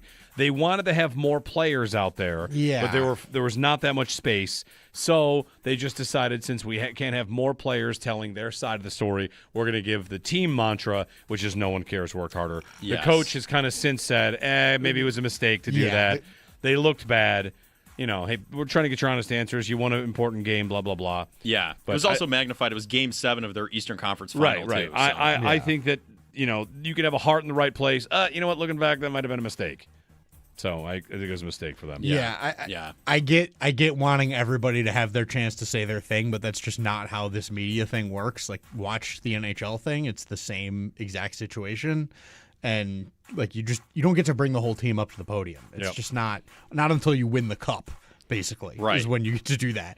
So I think it's a little silly to be annoyed by that and to feel like you need to make it about. Whatever. You need to ruin everybody who's in there trying to cover you and learn how to do like that is just, it just bothered me. Yeah. But they retracted it and understood that was not cool. So whatever. Yeah. I'm not gonna give them too hard a time. I mean, two people I'd be totally okay with speaking for the team for the rest of time, Zack Benson and Jordan Greenway, after their press last night. We played the one where Greenway got asked the question about scoring goals in practice. Here's another tidbit from last night. What's the adjustment like going from playing that team to playing this team? You had a couple days to prepare, but I'm just curious, what the feeling out process was like, even though you know them fairly well. Take it away, better. Well, I was thinking you were going to answer. I wasn't really listening. Amazing. Amazing. Oh, I was not paying attention. So ridiculous. The comment of the day came via Twitter. Someone said, welcome to, this is what it's like to teach high school. That's what I was sitting up in the booth with Brian Koziel, who is a high school math teacher, and he goes, that sounded like one of my students when I asked him the question. Someone else was going to answer. I wasn't listening. So funny. Incredible. I love it. I love it. It's the best. Yep. We got one final stop here, one final shot. Paul Bissonnette. I was watching the broadcast last night, and they had a giant wagon with a fake horse attached and a bunch of Sabres imagery behind it. And Bissonnette got into the back of the wagon, a little worrisome at first that he might be attaching himself to the Sabres, but didn't seem like that was going to be the case. And this interesting tidbit happens after that. How do you make a buffalo noise? Give it a whirl. That's probably not it. I don't think that's it. Oh, yeah? What do you think it is? Hold on. Should we all go? Let's go money where your mouth is. What do you... Well, no more no answers to any questions other than what do you think it is? I think it's more of a grunt. I think it's Let's hear it. Let's have it. Something like that. Okay. I think it's like, I don't think they really roar or anything like that. I'm not here prepared to tell you. I know. I might have been walking by the zoo, by Delaware Park, and here. I think you might be closer. Yeah. I think that might be right. It's definitely not. It's definitely not Paul Bissonnette doing it. It feels like that was closer to a dog barking than a buffalo. A little bit. Can I hear it again from Bissonnette? Yeah, here we go. How do you make a buffalo noise? Give it a whirl. That's probably not it. It sounds like the Swedish chef is running from a bear. Yes, it does. There's something about the All right, I need you to, one more shot of audio. I want you to get a noise of an actual buffalo noise. Can you do that right now? I'll stall for a moment, Joe. That would be Joe awesome. Kelly's going to find this. A bison, a buffalo, whatever. I was thinking about the fact that I'd never heard them, and we play golf at Delaware, and they're always there. I know that I've heard the noise. The one that's in my head is a giraffe. Do you know what noise a giraffe makes? No, I don't know what noise a giraffe makes. No. Yeah, it's kind of grunty also. You got a bison? This is okay. I think I was kind of close, but an this American is something. bison. Let's have it. Whoa! How wrong was Bissonnette? It's just the wrong octave. Yeah, He's not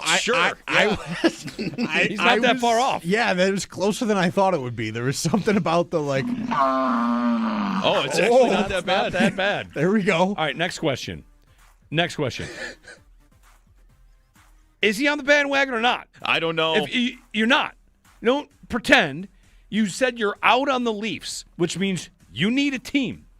And we kind of joked with Liam McHugh yesterday if he wants to jump on the bandwagon and be a Sabres fan, we can have a tribunal and there could be a discussion about that amongst Sabres fans.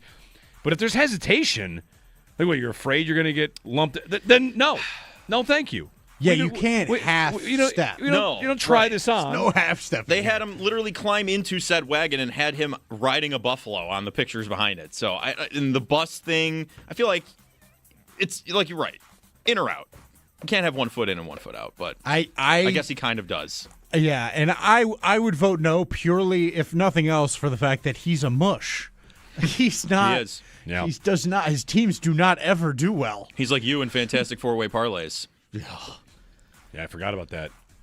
Owen Parker. I still have the bag in here somewhere. Forgot about that. A streak of 11 parlays you killed. I forgot about that. I didn't. We could have funded 5 trips to Boston with all the parlays you killed. Never mind getting a crowd-funded one. All right, that's Shots of Audio brought to you by Outlet Liquor. When you need to stock up, it's the best place to buy a case. What's your outlet? All right, Game 2 tomorrow.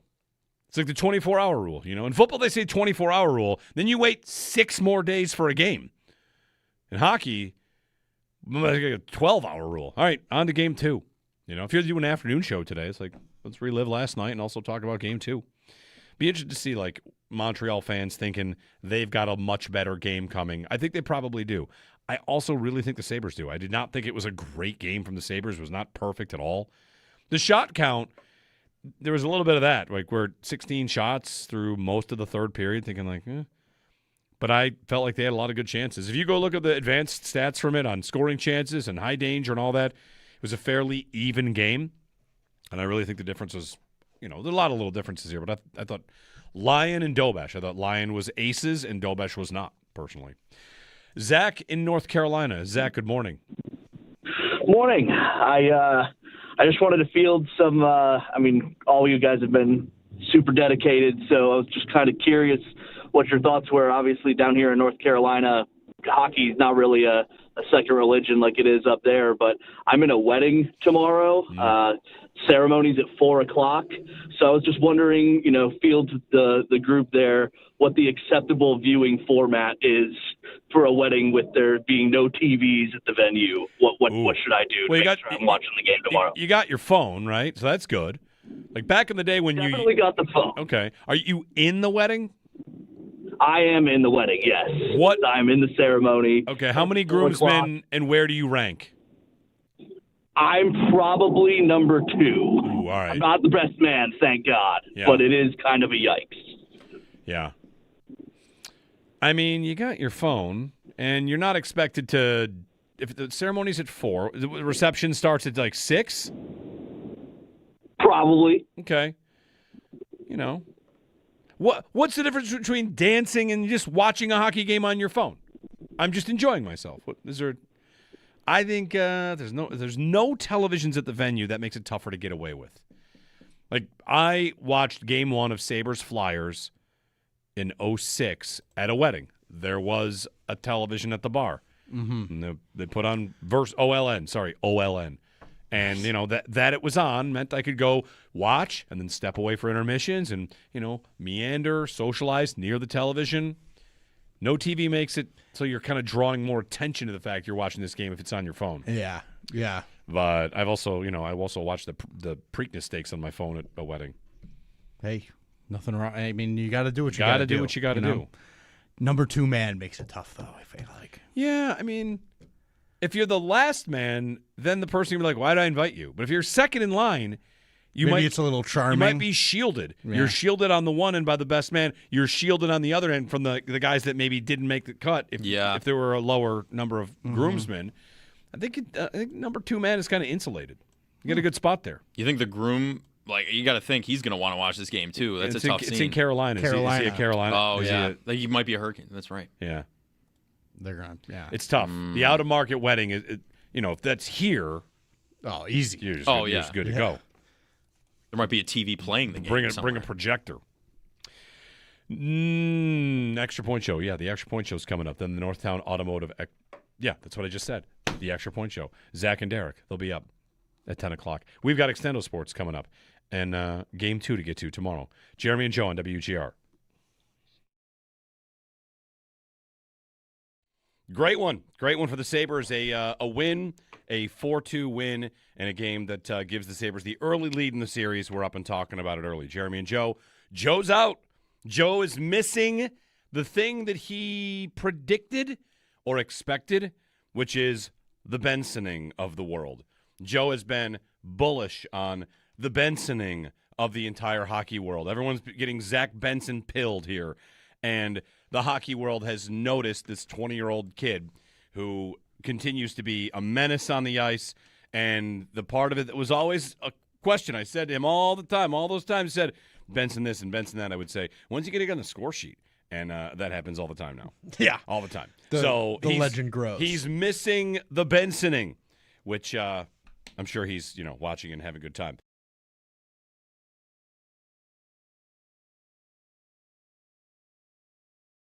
I thought they were. I mean, the Doan goal is the first example. I thought it's something that Owen we talked about. Whereas with Swayman, he's so calculated. I forget the term you used, but you said Dobesh is aggressive, like as aggressive as you'll get from a goalie, just about. And I thought, does that mean the extra pass is a good idea? Yes. And sure enough, they were going laterally across that Royal Road the whole night. Yep. They would get in tight and try to pass across, and I didn't think it was a bad idea. No. There were like backdoor tap-ins all over the place. The Benson assist to McLeod. Right. That one too. So he had two go across the Royal Road there.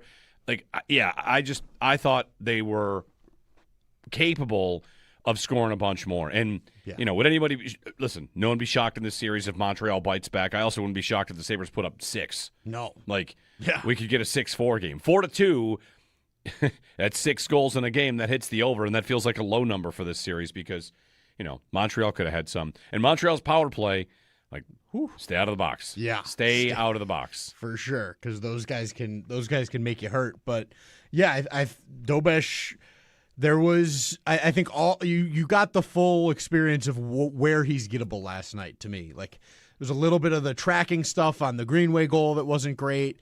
There was a little bit of the sort of rebound stuff that looks like it's there. And the when he gets beat, if he misses a read, like he missed on the McLeod goal or even the Doan goal, the first one, if he's out of a play, it's really tough for him to get back. He's super athletic, and if he realizes there's a chance for a play, he's got a chance to get there. But if you can make just one more good play around him, he's often way out because he over-challenges on the shot before the pass. And that leads to a lot of opportunity sort of around him. Patience holding on to the puck is big, too. Like, he could slide himself right out of the net. So that stuff is there. I think I'm thinking about Fowler. Like, if they're going to go to him? Not maybe to start, but I think... You think if he gets in the series? Yeah. I'm thinking about, like, maybe I should have done 2 of my deep dives already. Yeah.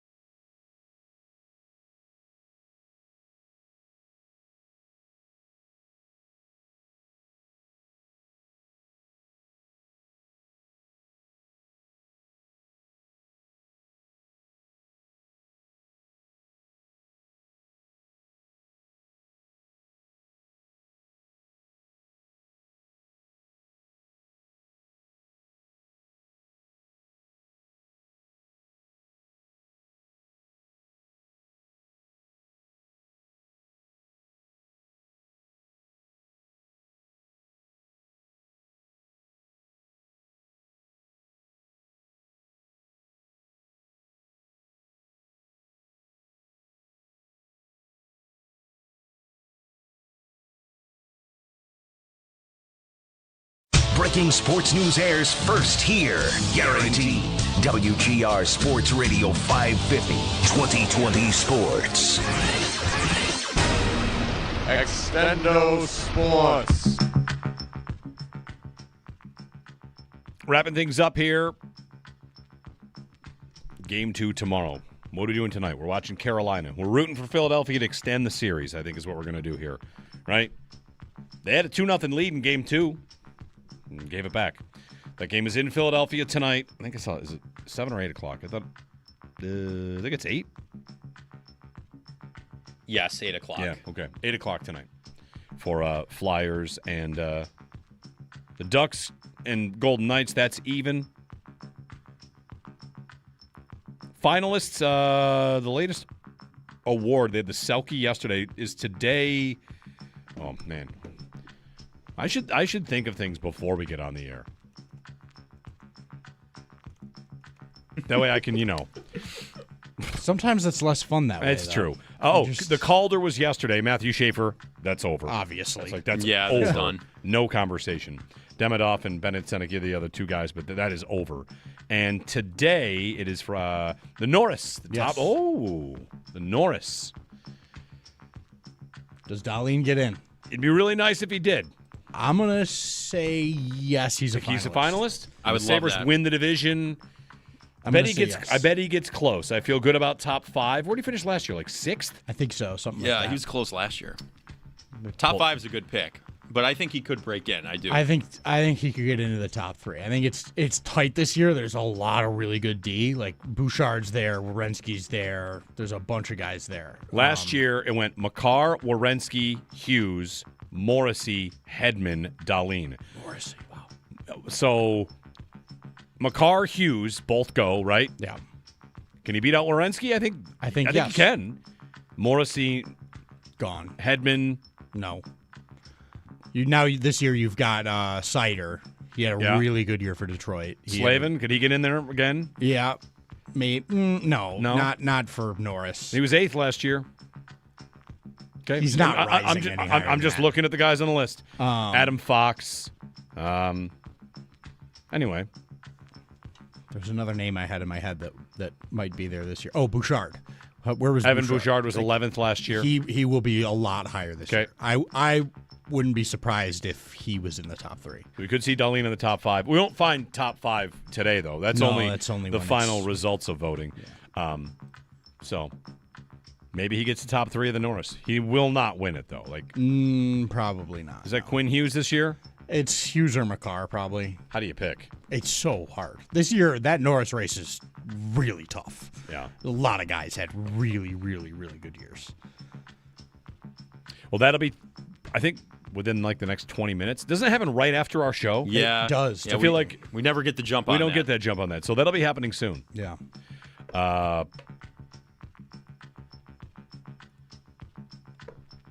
right. Come on. Give me Dahlin on that list. Give me Jim Carrey banging the drum. That's what I want. Yeah, great. Good luck.